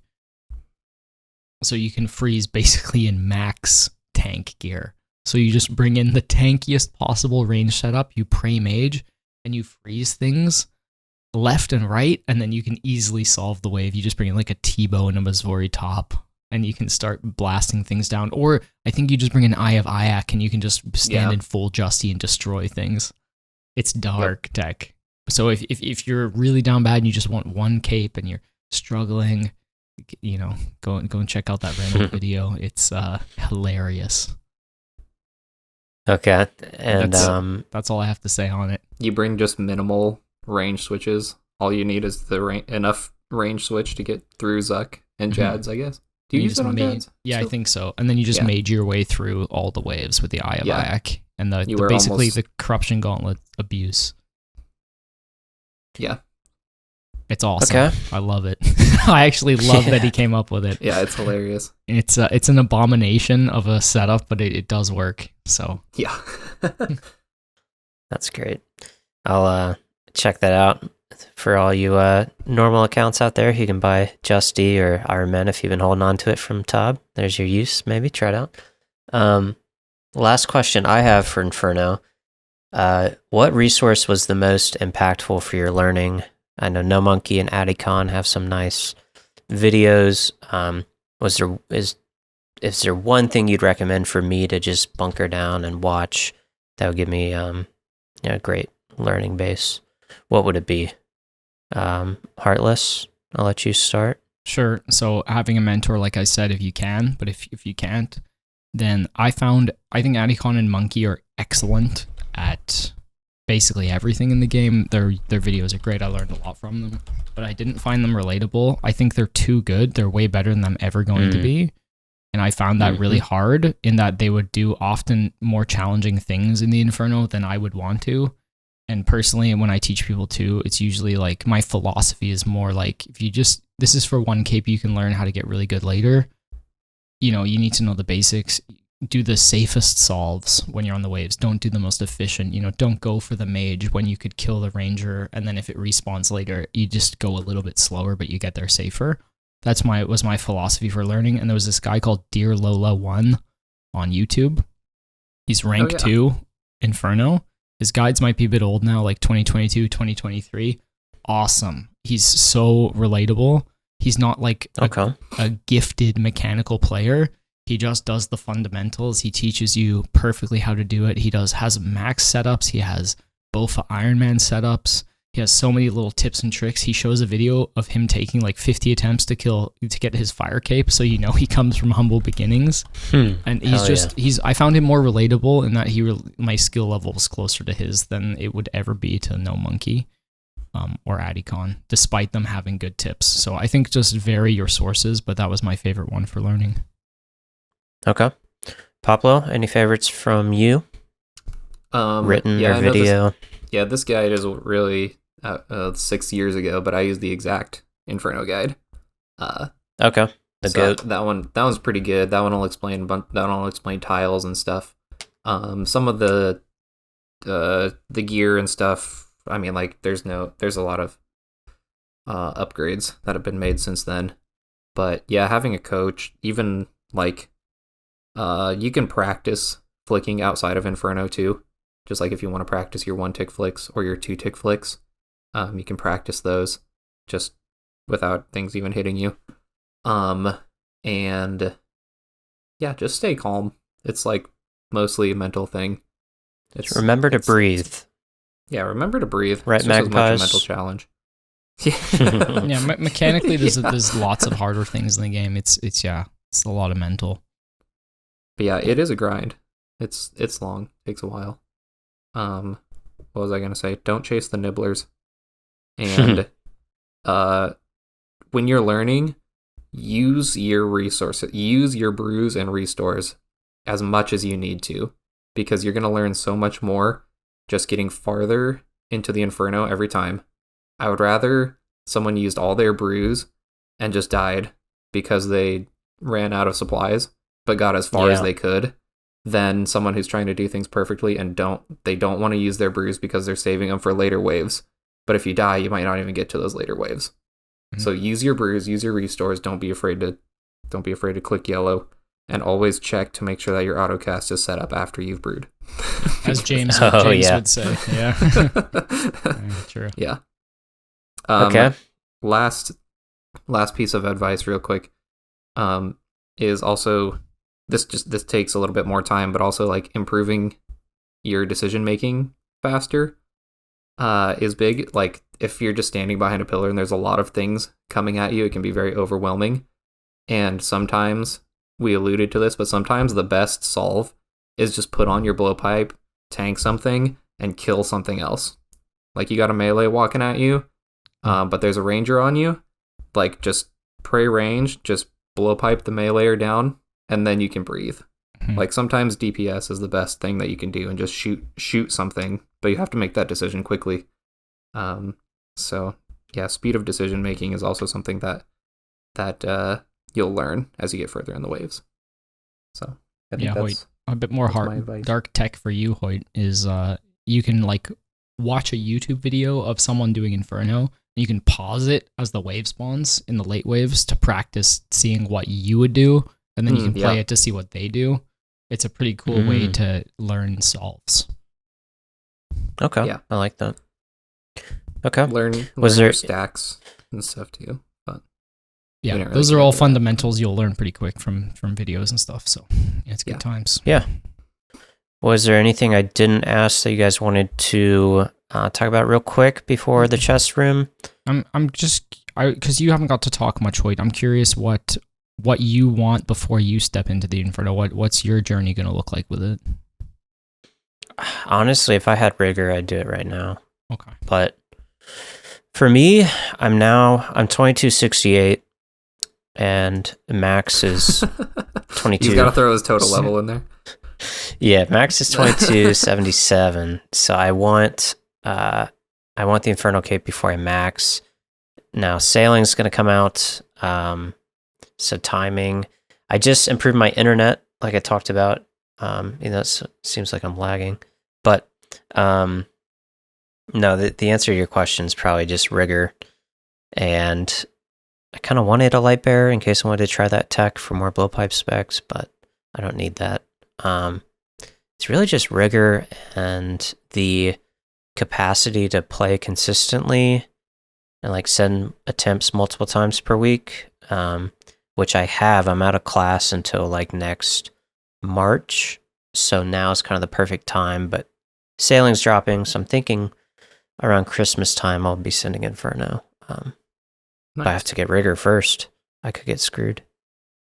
But all right, if you want to raid with Hoyt, then send him if you want to, because he needs to go do some chambers. Just I request that you maybe be equal to or better than me, because I certainly can't carry anyone. I'm just wasting both our time. So, Um, yeah, but no, I'm looking forward to it. I certainly have like the confidence and faith in my abilities to do it, but the other thing is I'm just not in a rush. Like everyone's like, they're itching. Like they're like, why are you waiting? Why are you? I'm like, I'm not. I don't feel pressure. Like I don't feel the pressure to get it done right now. Now that I want to max, I do though, because I don't want to max Fire Cape. Right. So Max cheese, yeah, it's a tough look. Max cheese. Yeah. And also, like, great advice from Carl, I could just max and not make the max cheesecake. Yeah, that's obviously. the move. That's the move for sure. That's true. Just That is true. yeah. So I might do that. But yeah, Well, we'll see. Wait, is there anything else that you still have questions on? I know we kind of went through everything really as in depth as we can over podcast, but hopefully this makes it a little bit less intimidating as you're starting, I guess. Well, and not just for you, but for all the listeners too. But is there anything that you still have questions on that we haven't talked about or anything? No, I think I just gotta get in there. I kind of realize this is gonna sound really crazy. I realized halfway through this pod that the Inferno, it's obviously a successor to the Fight Caves. Yeah. But I had always separated the content and the monsters and like different like universes.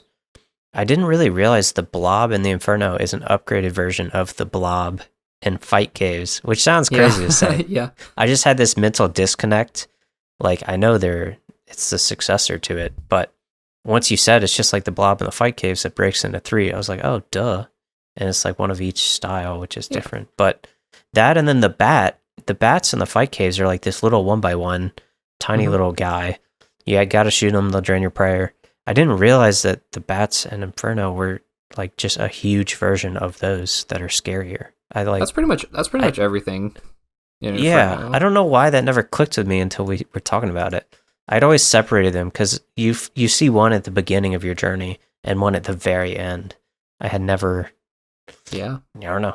So it's just kind of a funny thing I discovered while we're talking about it. It's poetic. It is. Yeah. Anything else you guys want to cover? Think we're good? I think we're good. That's good. You guys are going to be experts now. Everyone's going to have their case next week. Yes. And it'll be all thanks to the RaidzBank. That's right. Coming up next, we have a chest room that involves some of our loyal commenters and Discord repliers. And you'll find all about it after this short break. We'll be right back.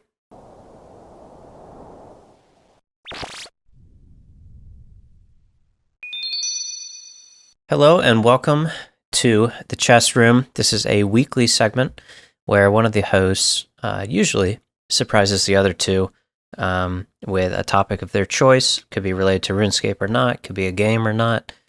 This week, though, we kind of have a different activity. In the last episode, we talked about early, mid, late, or end game. And during the podcast, I made a half serious, half joke to leave your account in the comments, and we would roast and or review it and let you know where you fall. And about 9 of you actually did. So I have all of you who did that. Sadly, or let me finish my sentence. I have all you guys pulled up on Wise Old Man. We're going to do a little deep dive and talk about it. I'm streaming it to the other two hosts here, so we're going to kind of go through here, poke around, let you know that you're all actually early game. But I do also want to say the deadline has ended. The polls have closed, so please don't submit more. We want to do the chest room each week will be dedicated to the way we originally intended. But I think this will be fun for this episode. We'll probably do something in the future, but for now, just our 9 lucky submissions. So, Heartless, Poplo, you ready to roast some of our viewers? Oh, let's do it. We'll be nice, but we're going to give you guys a little bit of heat. Be nice. We did warn you Speak before yourself, you submitted. Hoyt, my God. But yeah, we'll see about all these early game accounts. First off, we have Crash Out Jack. All one word. Looks like a normal account to me. Looking here, we got 125 combat, 330 mil XP, 650 EHP, 500 EHB. That's a lot of EHB. Let's see here. Notable. 2195. I have the KCs pulled up. Notable KCs are 2700 Araxor, 1400 Callisto, 300 Chambers, 66 Tobs, 100 of each Toa type. Pretty good raids as well. Pretty getting in there. Nice. So how about this? I got a game part of this. I'll count down and we'll all say early, mid, late, or end.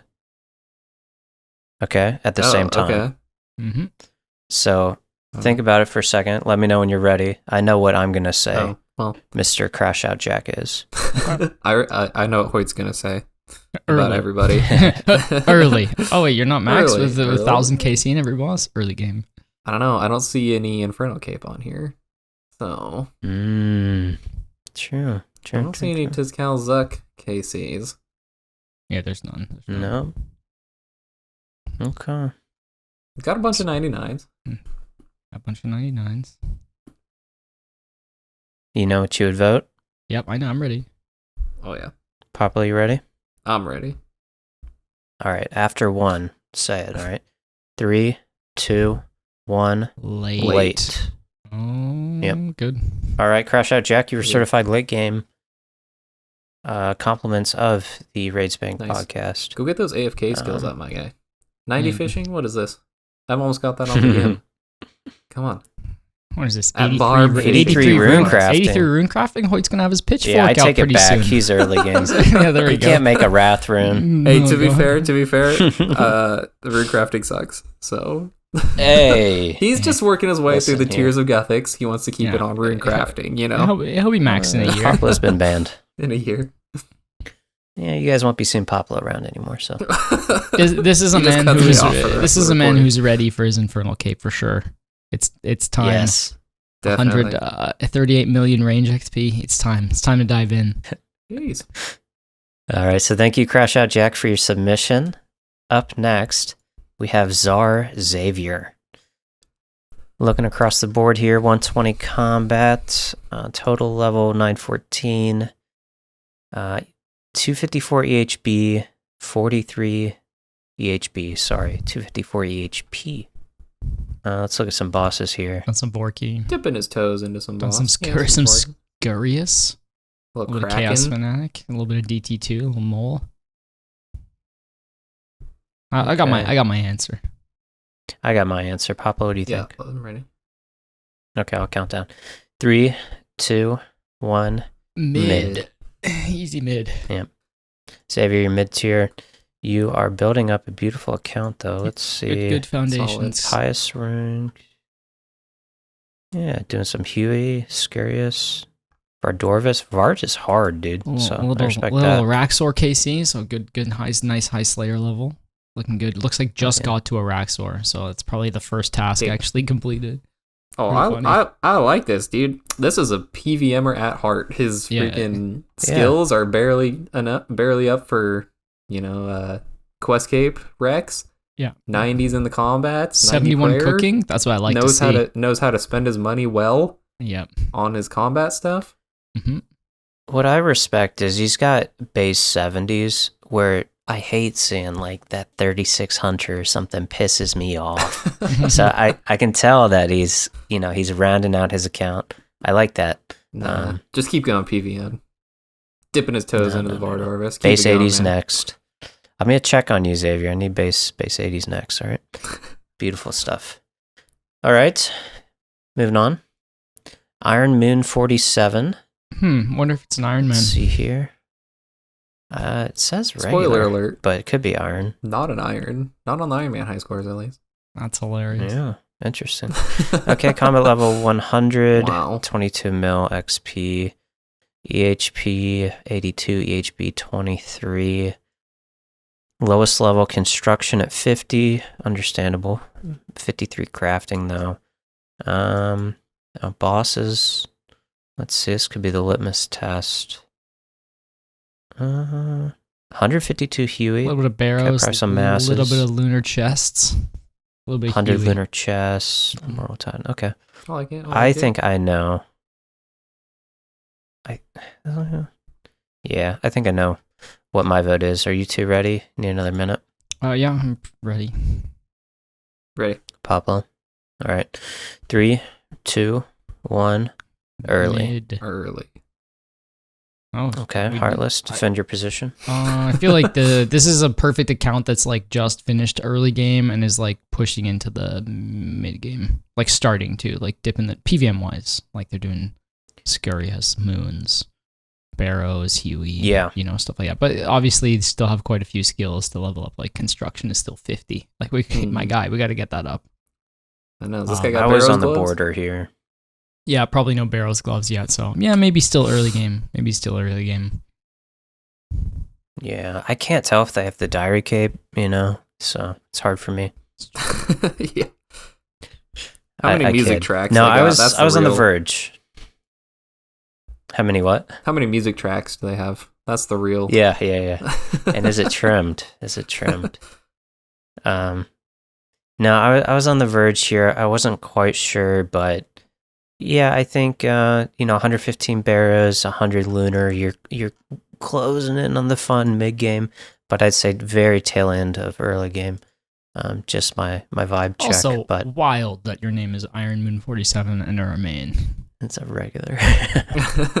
That's a wild name. Unless something's tripping up, but that is crazy.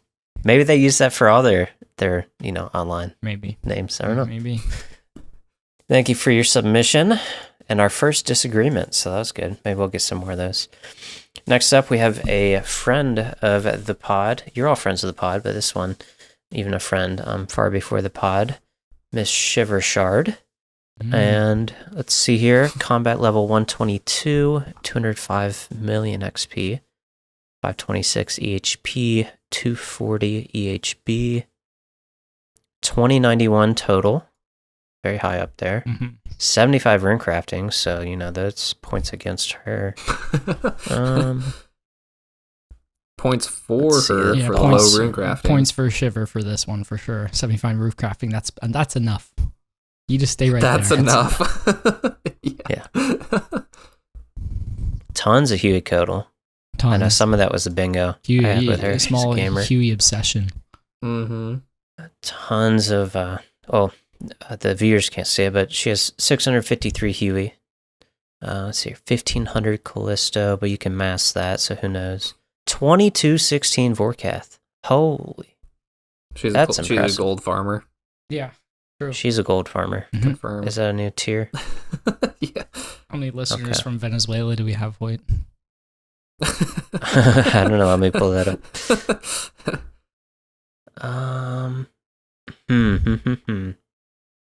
All right, I have my vote.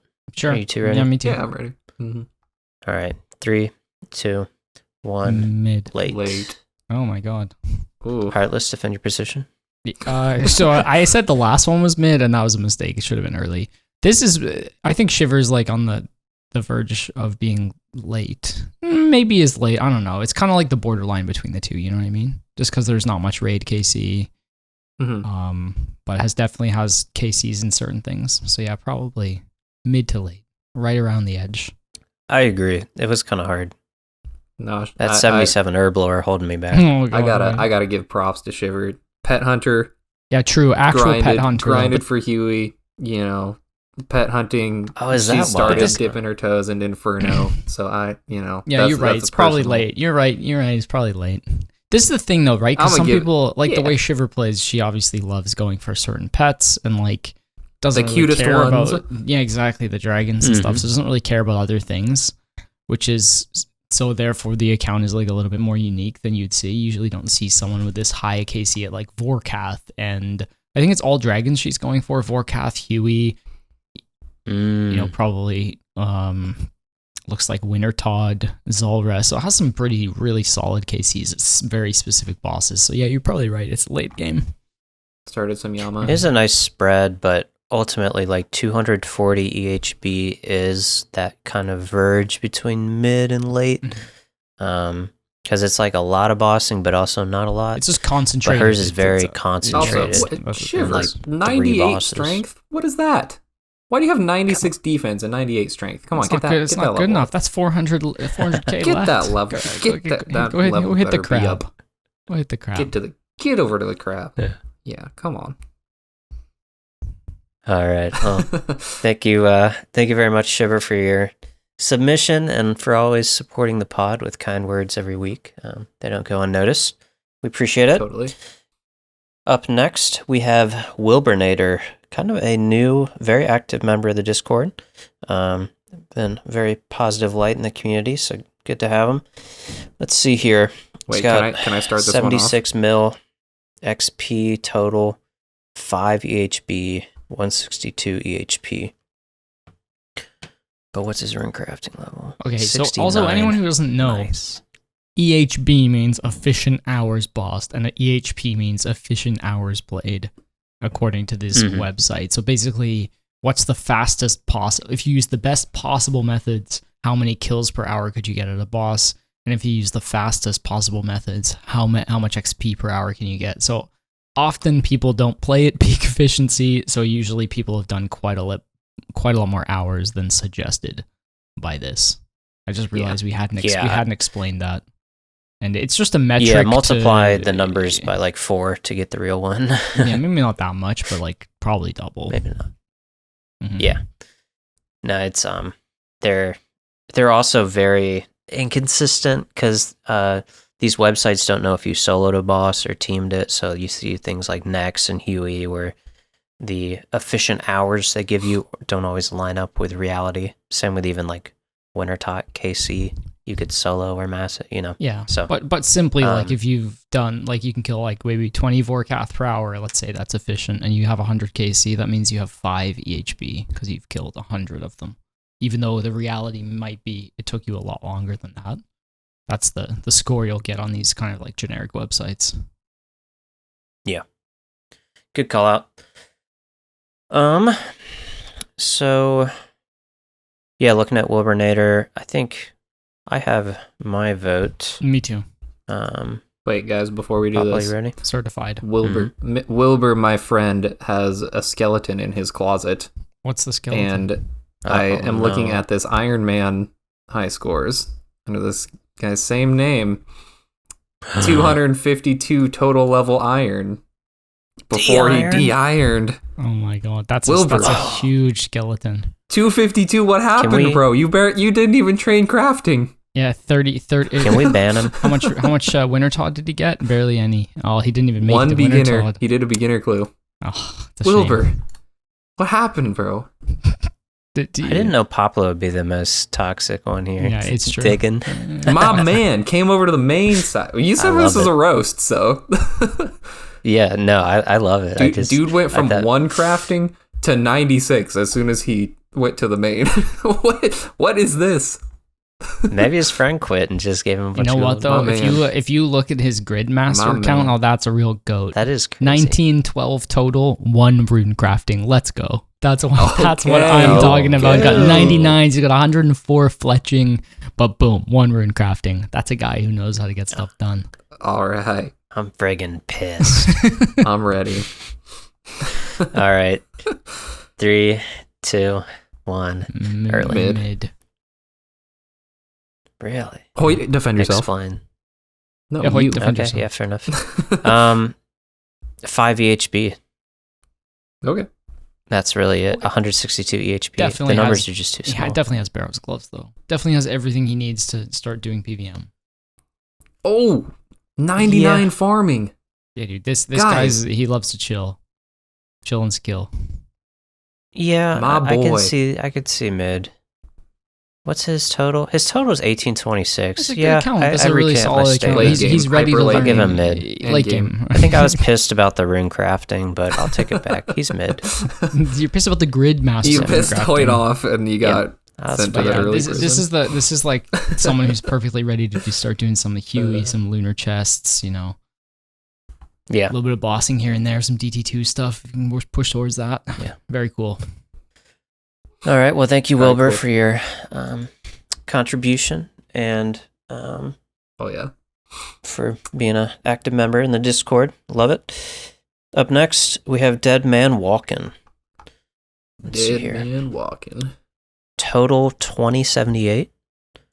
400 EHP. Only 25 EHB. 150 million overall. Skiller. I feel like that's kind of low for 2078. Yeah, this is a well-rounded account, I feel like. Oh, yeah. Got base 80s recently. Oh, no, that was years ago. Never mind. Okay. 99 farming this month. 82 Hunter is the lowest, I think. Interesting. Looks like he took a break and came back. There's a lot of 2022, 23, and then straight to 25. Ooh. Maybe not, though. Welcome back. My Welcome God. back. Welcome Yeah. back. Welcome back. What do we think? All What are you right, thinking? What kind of bosses? The basic. And some corp. A little bit of Serb, a little Some little bit of this, a little bit of that. Okay, not much raiding. Some normal Kraken. gauntlet. Lots of Kraken. Loves Okay. to chill at the I Kraken. think I have my vote. What about you two? Yeah, I think I'm ready. Oh, this one's a tough one. This is a tough one. There's a bunch Yeah. of people This is a here tough on one. like Mike, the precipice. go with of your Serb. gut. I'm ready. I'll I'm go with ready. my gut. All right. 3, 2, 1. Mid. Mid. Ready for late though. All right. Ready for late. Yeah. Yeah. About as Ready. ready Yeah, as very you, ready. This- about as ready as you could be. This is very like Hoyt branded here. Like Yes. like very well-rounded, high total level, and then just the fundamentals and everything else. So I think I like the progression here. But it's like mid, but you could be late game very quickly. Yep. You I'm just gonna- got to start jumping in that hard content, I guess. I'm going to call him hyper mid game. How about mid. that? Hyper retired mid gamer. Yeah. Okay. Next account, Caleb quit. Oh, no. Poplo's one of Poplo's Wait, that's not his many name. one That's of not his name Poplo's anymore. many alts. That's not his name anymore. Dude, I should have done this, but like inspect element and change the names on these and pulled up our accounts and see what you guys say. Yeah. That would have been very funny. Like, wait a minute. Uh, All right. okay. Well, Dead Man Walking, thank you for the submission. Very well-rounded account. I like it. Yeah. Big fan. Up next, we have a 2-for-1. We have a normal, and then they also asked for their iron. So first up, we have Cuddle Team. Let's see here. 2,100 total. 100 hours bossed. 400 hours played. Efficient. I got my answer. For Lowest this one. levels. Agility. Runecraft. Yeah, the main's At pretty 80. Oh, man, straightforward. to someone me. grinded to get the winter taught pet. Well done. Yeah, 1,200 winter tot. 540 lunar chest. That's pretty unlucky. I think I greenlogged at like 300. Yeah. Freaking Um, 30 mil fire making. lots of temperos. Okay, I think I'm ready. Poplo, you ready? Yep. Okay. 3, 2, 1. Late. All right. Very straightforward. Just not This is like the last end account, game, but and just certainly like, not mid. This is like the person who's like the last account, but Cuddle Team has done some bossing, so late Yep. game. Good stuff. All right, same person, but they're Iron Man. Ink the Fox. Total level 1,600, 13 hours bossed, 147 hours played. Let's see here. Lowest level construction at 50, farming 54. Iron Man. farming. Oh no! Sheesh. Oh, 59 my goodness. Slayer. That's pretty low Slayer. Whoa, Slayer's hard. I'm not 59 Slayer. It is. And it's not a skill. Okay, we'll unpack Okay, that later. I got my answer. I got my answer. Ready? All right, 3, 2, 1. Mid. Early. No. Heartless, what'd you That say? track. Mid. I said mid. That tracks Yeah. early by Hoyt I standards. see a trend Yeah, here. I mean, but mid bias. Well, 1,600, 100, yeah, 100, I gotta give it 100 to lunar chests, mid 80s combats. There's some I don't know why you have 154 deranged archaeologist KC, but that's fair enough. Has started doing Huey. yeah, I think this is like stepping right into the mid game. Probably has Barrow's gloves and a Slayer helm, so the Slayer is starting to roll, working towards Monkey Madness 2. It looks like. Just needs a few more skills. I don't know if they can wear a Slayer helmet. The 59 Slayer. It's only 50. It's only 55 Slayer for Slayer helm. Okay, it's a lot lower than you think. No, this is perfect. This is perfect. Honestly, perfect I think mid game account. the Slayer You're like is what turned stepping me into off. the mid game. This is like the very beginning. If of Slayer said like 72, I think I would have said 72. Oh, I forgot Hoyt's. Hoyt has slightly higher by all our requirements. metrics. Yeah, perfect. Now, if Slayer said like 6, 7. Oh, Hoyt, I'm gonna Not ban you again. soon. I can agree with mid game. All right, thank you very much, Cuddle Team and Ink the Fox, for your submission. And best of And luck last at but Lunar not Chest. least, yeah, good luck. Last but not least, we have Mona Slayer. Combat level 125. That's way up there. Got my answer. Overall, 233, EHP 600, EHB 200. Let's just double check. Lowest level, 85 Ooh. con, that's max house, nice. Yeah, all these are very well rounded. Total level 2141. Yeah, I don't think we need to look too much more, but just for fun, 2000 Kraken, 1700 Serb, god damn. 1000 Hydra, 830 Zora. Yeah, okay. Poplo, you ready? Yep. All right, 3, 2, 1. Late. And And ooh, Defend your position. defend your I'm position. saying this is early end. I think Really? that get in there, do the Inferno. You got everything ready for it. Probably got pretty good gear. Boss KC's looking pretty nice. Start doing a few raids. I think this is like just could transition. No into the raid end game KC. here. You think you can be endgame, Poplo? Yeah. I mean, on the precipice. On the precipice? Maybe. Needs to learn raids and then maybe. These- This is someone who yeah. loves. This is someone who loves Slayer. 104 Slayer, 21 million Slayer. Loves Slayer. That's Has right. huge KCs of the Slayer boss. I think to get endgame status needs to transition to some other bosses first, like especially raids, before you get fair. the status upgrade. That's fair. But pretty good though. Like the count probably has. You probably have tons of money from all this Slayer you've done, especially the Araxor and the Serb, and a Yeah. lot of Bandos too. So there's some God Wars in there. But yeah, I think this is like we used to have a friend who called themselves the McDonald's worker of the clan because they would do what? because they wouldn't do raids. They were just like they killed Vorkath, they killed Zulrah, they killed all the like the Cerberus, all the consistent moneymakers, but nothing that would get them massive amounts of coin. So they like slowly built up their account. Just grinding. Just grinding the bosses, like probably plays alone a lot and hadn't made any friends to raid with yet. So this is like the perfect example of that style of account that's probably just plays a lot of the game solo. And like you can see 1,000 Hydra KC, but not a lot of team content. Maybe No Bandos. CG. Hard to say, no CG. So it's hard to say, but ready to step up for sure. Very, very nice account. All right.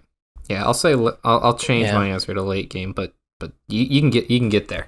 It's not doesn't take much. There. Yeah. Nope. To be fair, like raids are the worst content in the game, so Okay, I don't blame them. Hoyt's gonna change his tune when he pulls a 1KC shadow. Yeah, true.